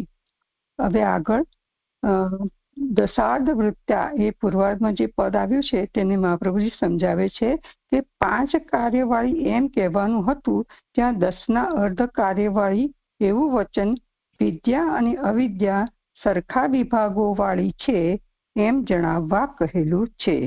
એટલે જે અહીંયા મૂળમાં દશાર્ધ વૃત્ત્યા પદ શા માટે વાપર્યું છે તે મહાપ્રભુજી સમજાવે છે કે એને બદલે 5 કાર્યવાળીને બદલે દશાર્ધ વૃત્ત્યાને બદલે 5 કાર્યવાળી પણ કહી શકતે, પણ એમણે દશાર્ધ વૃત્ત્યા પદ વાપર્યું છે. તેનું કારણ કે છે કે એમ કે અવિદ્યા અને વિદ્યા એ બંને એમ કે સરખા વિભાગવાળી છે. વિદ્યાના પણ 5 પર્વ છે અને અવિદ્યાના પણ 5 પર્વ છે, એટલે એમ કે મૂળમાં દશાર્ધ વૃત્ત્યા એ પદ વાપર્યું છે. જેમ વિદ્યાએ સહાય ન કરવા છતાં પણ જાગે છે, એવી રીતે અવિદ્યાથી થતા અંતરાય વિનાના રહીને પણ નિંદ્રા કરે છે.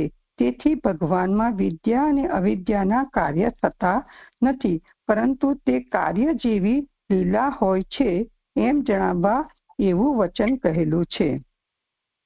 એટલે ભગવાન જે પ્રબોધ કરે છે, જાગે છે, ત્યારે તેમને કઈ વિદ્યાની સહાય નથી કે વિદ્યાની સહાયથી જે જાગી શકે. તેવી રીતે અવિદ્યાના અંતરાય વિના પણ એ રહીને પણ ભગવાન નિંદ્રાધીન થઈ જાય છે. યોગ નિંદ્રા એમને સારી રીતે આવીને એમાં એ પોતે આત્મરમણ કરે છે. એટલે વિદ્યા અને અવિદ્યાના કાર્ય એ ભગવાન પર થતા નથી. એટલે વિદ્યા અને અવિદ્યા એ ભગવાનની શક્તિ છે અને એ ભગવાનને અધીન છે, ભગવાન એમને અધીન નથી. એટલે એ જે કાર્ય છે તેમ કે એ તો ભગવાન એક જાતની લીલા જ કરે છે. વળી ઉદરમાં રાખેલો છે લોકનો સમૂહ જેમણે તેવા છે, બધાએ લોકોને પોતાના ઉદરમાં રાખી શયન કરે છે. એટલે ભગવાન જ્યારે શયન કરે છે, આત્મસુખમાં આત્મરમણ કરે છે, તે વખતે પ્રલય વખતે આત્મરમણ ત્યારે એમના ઉદરમાં બધા સમસ્ત લોકોના સમૂહને જીવોને પોતાના ઉદરમાં રાખીને શયન કરે છે. જેમ લોકને સ્વપ્ન થાય છે તેમ અત્યારે આમનામાં નારાયણમાં લોકો છે. આ જ નિંદ્રા સાથે સ્વપ્ન કરનારા છે. એટલે જેવી રીતે લોકો સૂઈ જાય છે અને તે વખતે એ લોકોને પણ સ્વપ્ન આવે છે, તેવી રીતે અત્યારે પણ નારાયણ પણ સૂતેલા છે, પોળેલા છે અને તેમના ઉદરમાં બધું જ સમસ્ત જગત રહેલું છે, બધા લોકો એમાં રહેલા છે. આ જ નિંદ્રા સાથે અને આ નારાયણ નિંદ્રા સાથે સ્વપ્ન પણ કરનારા છે. આપણે આગળના અધ્યાયમાં જોઈ ગયા કે એમને નિંદ્રામાં સ્વપ્ન અવસ્થા પણ આવે છે. તેથી સ્વપ્નમાં કાર્ય કરવા છતાં પણ માયિક કાર્ય જ કરે છે. અને સ્વપ્નમાં કાર્ય કરે છે ત્યારે જે આ મને નથી સમજાતું કે સ્વપ્નમાં ભગવાન તો હવે એમને આપણે જીવ સ્વપ્નમાં માયિક કાર્ય કરે, પણ હવે એટલે આ જીવ સાથે જ જોડાતું હશે એવું મને લાગે. પણ પછી આપ સમજાવજો જે તેથી સ્વપ્નમાં કાર્ય પણ જીવ થોડું કાર્ય કરે છે.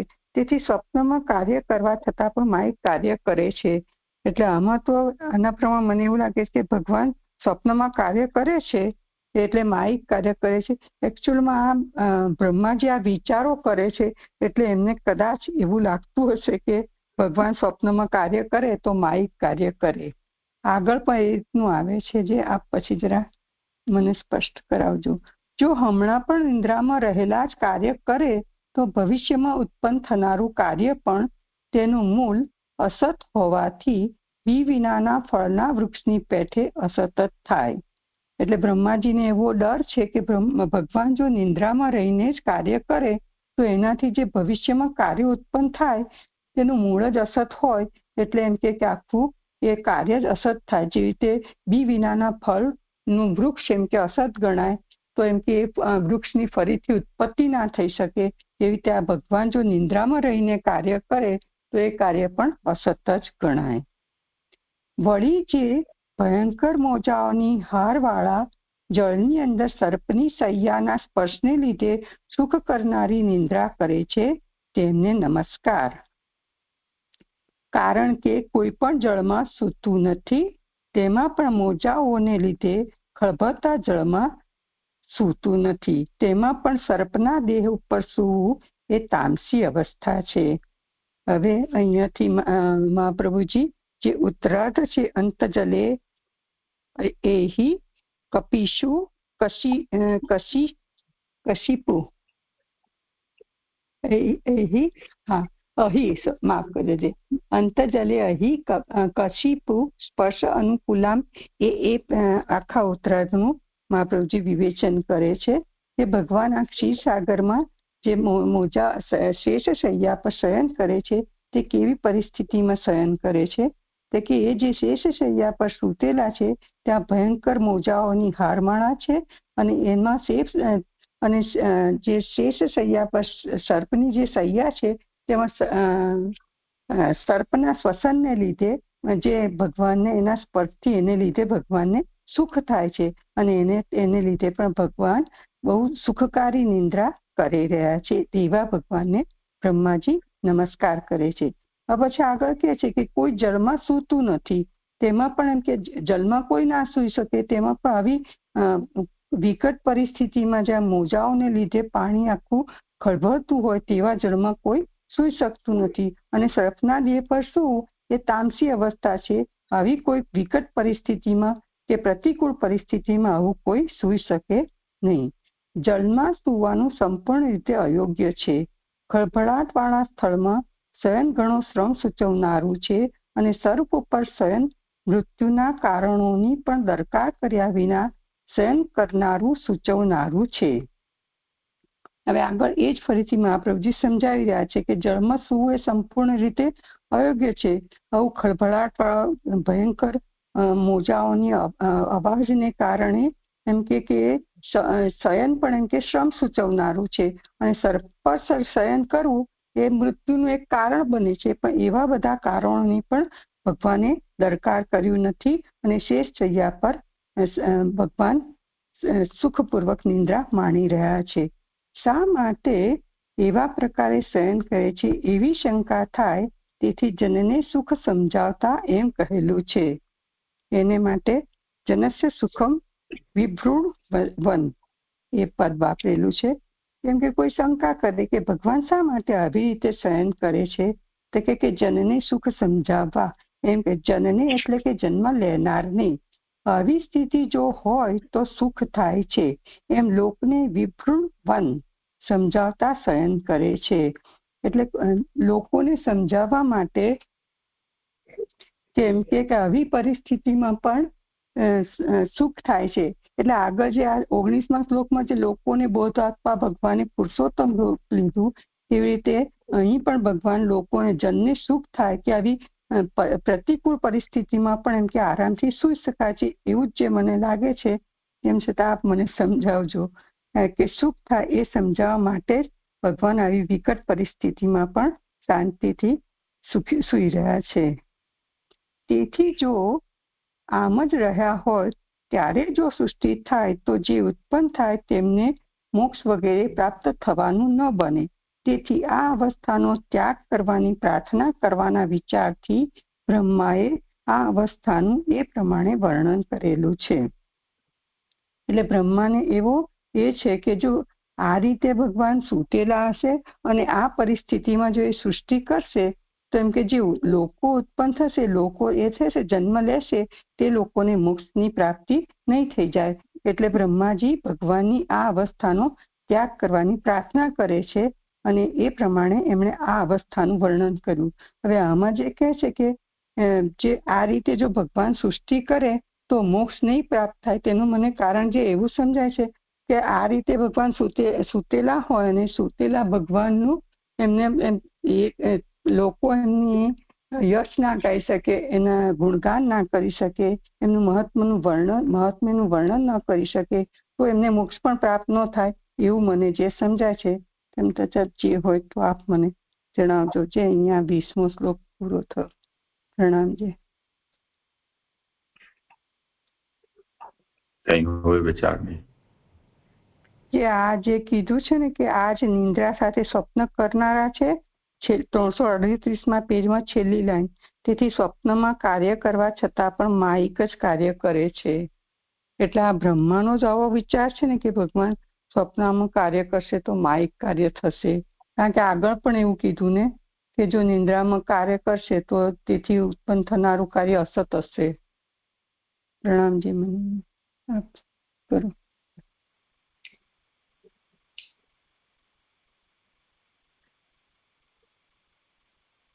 હા, કોઈને કહેવું હોય કઈ તો.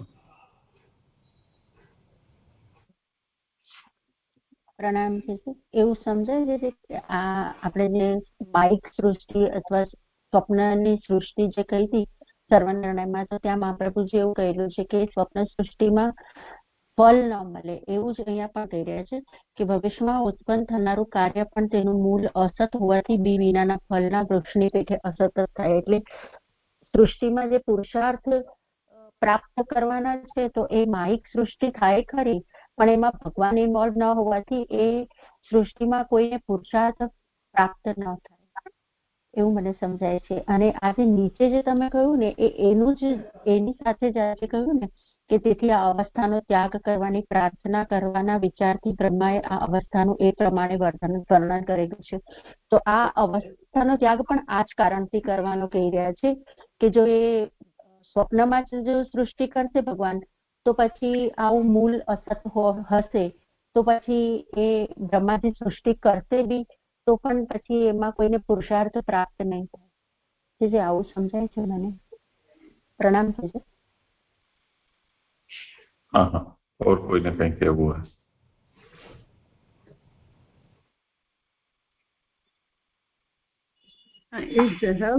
એ કે સ્વપ્નમાં પ્રભુ છે ને સ્વપ્નમાં સૃષ્ટિ થશે તો મોક્ષ નહીં થાય. મને પણ એવું સમજાયું પણ હજી સ્પષ્ટ નથી થતું આ વાત.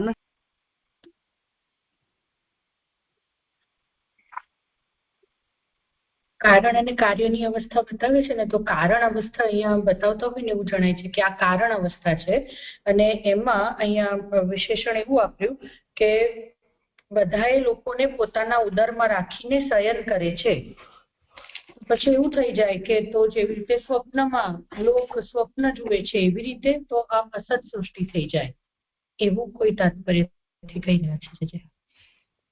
પુરુષાર્થ તો જે બેલાબેને કહ્યું એ પણ એક હોઈ શકે, પણ બધું સ્પષ્ટ નથી થતું. જોઈએ.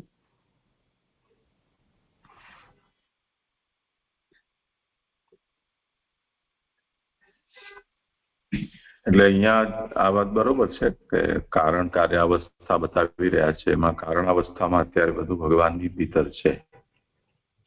એટલે બધાને જઠરીકૃત લોકયાત્ર, બધાને પોતાની અંદર સમાવી અને જનને સુખ સમજાવતા જનસ્ય સુખમ વિવૃણવન, જે અહીંયા નિદ્રા કરી રહ્યા છે એમને નમસ્કાર. તો આજે એક પૂરું વર્ણન છે એ ભગવાનની જે શેષ શૈયા પર નિદ્રા છે તે અવસ્થાનું છે. હજી તો સૃષ્ટિ તો બ્રહ્માને જ્યારે ભગવાન આજ્ઞા કરશે અને પછી તપ કરશે પછી બધું થવાનું છે. તો ત્યાં સુધી તો જે કંઈ પણ છે એ અત્યારે ભગવાનના ભીતર જ છે. તો નીચે ભગવાનના ભીતર કયા રૂપમાં છે, કઈ રીતે છે? તો નિદ્રાવસ્થા છે તો સ્વપ્નમાં જેવી રીતે બધું હોય તેવી રીતે છે. તો આજ નિદ્રા સાથે સ્વપ્ન કરનારા છે. તો બધા લોકોને પોતાના ઉદરમાં રાખી શયન કરે છે અને જેમ લોકને સ્વપ્ન થાય છે તેમ અત્યારે આમનામાં એટલે નારાયણમાં લોકો છે. તો આ જે ઉદાહરણ આપેલું છે એ ઉદાહરણ બધા આપણે સમજી શકીએ તે હેતુથી છે. હવે આને આપણે આત્મરમણ કહીએ અથવા તો બધાને પોતાની ભીતર લીન કરવું એમ કહીએ, એ જે કંઈ પણ અવસ્થા હોય, यदि એને આપણે સ્વપ્ન શબ્દનો જ પ્રયોગ કરવો હોય અને એને જ કાયમ રાખીએ તો પણ ભગવાનનું સ્વપ્ન અને આપણા સ્વપ્નમાં તો જમીન આસમાનનો અંતર છે જ, તો એ સ્વપ્ન પણ સત્ય જ છે, એટલે એની મિથ્યાત્વનું કે એનો તો કોઈ પ્રસંગ આવતો નથી. આપણા સ્વપ્નમાં બાહ્ય પદાર્થો મિથ્યા હોય છે, પણ ભગવાનના માટે તો એવો કોઈ મુદ્દો નથી. પણ કેવલ મુદ્દો એટલો છે કે સ્વપ્નમાં કાર્ય કરતા છતાં પણ માયિક જ કાર્ય કરે છે. જો હમણાં પણ નિદ્રામાં રહેલા જ કાર્ય કરે તો ભવિષ્યમાં ઉત્પન્ન થનારું કાર્ય પણ તેનું મૂળ અસત હોવાથી અસત થાય. તો આવું ભગવાન શા માટે કરે છે? આ તો આખો બધો શંકાનો પક્ષ છે. તો શા માટે એવા પ્રકારે શયન કરે છે એવી શંકા થાય, તેથી જનને સુખ સમજાવતા એમ કહેલું છે. એટલે હવે જેમનો જન્મ થવાનો છે એમને અહીંયા આવી સ્થિતિ જો હોય તો સુખ થાય છે એમ સમજાવતા શયન કરે છે. તો લય સર્વ સુખાવહ એ જે વાત છે તે અહીંયા સમજવી જોઈએ. જી છે. એટલે અહીંયાથી જે બધું વિચારે છે બ્રહ્માજી કે સપનામાં કાર્ય છતાં માયિક જ કાર્ય થશે અને અસત કાર્ય થશે, એ બધી એક શંકા રૂપે જ આપણે લઈ લેવાનું, નહીં ને? હા. ને જે આ જે ઉત્પન્ન થશે તેને મોક્ષ વગેરે થવાનું નહીં બને, તે એના પર પ્રકાશ કરજો ને. જે પ્રણામ. તો હવે તો ભગવાન બ્રહ્માને એવી આજ્ઞા કરવાના છે ને બાહ્ય સૃષ્ટિની, તો એમની મુક્તિની અવસ્થા શું?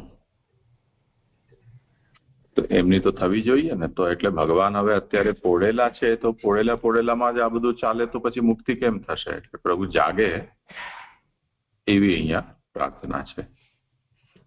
નહીં તો પાછું સ્વપ્નમાં ને સ્વપ્નમાં બધું ચાલ્યા કરશે. એટલે છે મુક્તિ તે કોની મુક્તિ છે? જે ભગવાનને થોડે મુક્તિ જોઈએ છે, એમને થોડું એ તો ગમે તારે એ તો કરી શકે ને. જે ઉત્પન્ન થાય તેમને મોક્ષ વગેરે ન બને. હવે માની લો કે આપણે સવારના નીંદર ખુલી, સાસુએ વહુને કીધું કે ચાય બનાવી દે, અને વહુ ચાય બનાવીને આવી અને પાછી સાસુ ખરોરો કરતી સુઈ ગઈ, તો પછી હવે ચાયની મુક્તિ કેમ થાય? એમ ભગવાન અત્યારે યોગ નિદ્રામાં પોડી રહ્યા છે અને બ્રહ્માને કહી દે કે ચાલ કર સૃષ્ટિ. થોડી વારમાં આવ્યા બ્રહ્મા સૃષ્ટિ બનાવીને, તો પાછા ભગવાન ખરોર કરી રહ્યા છે, તો મુક્તિ કેમ થશે? એટલે ઉત્તિષ્ઠ ગોવિંદા આપણે કરીએ એ રીતે અહીંયા છે. ઠીક છે.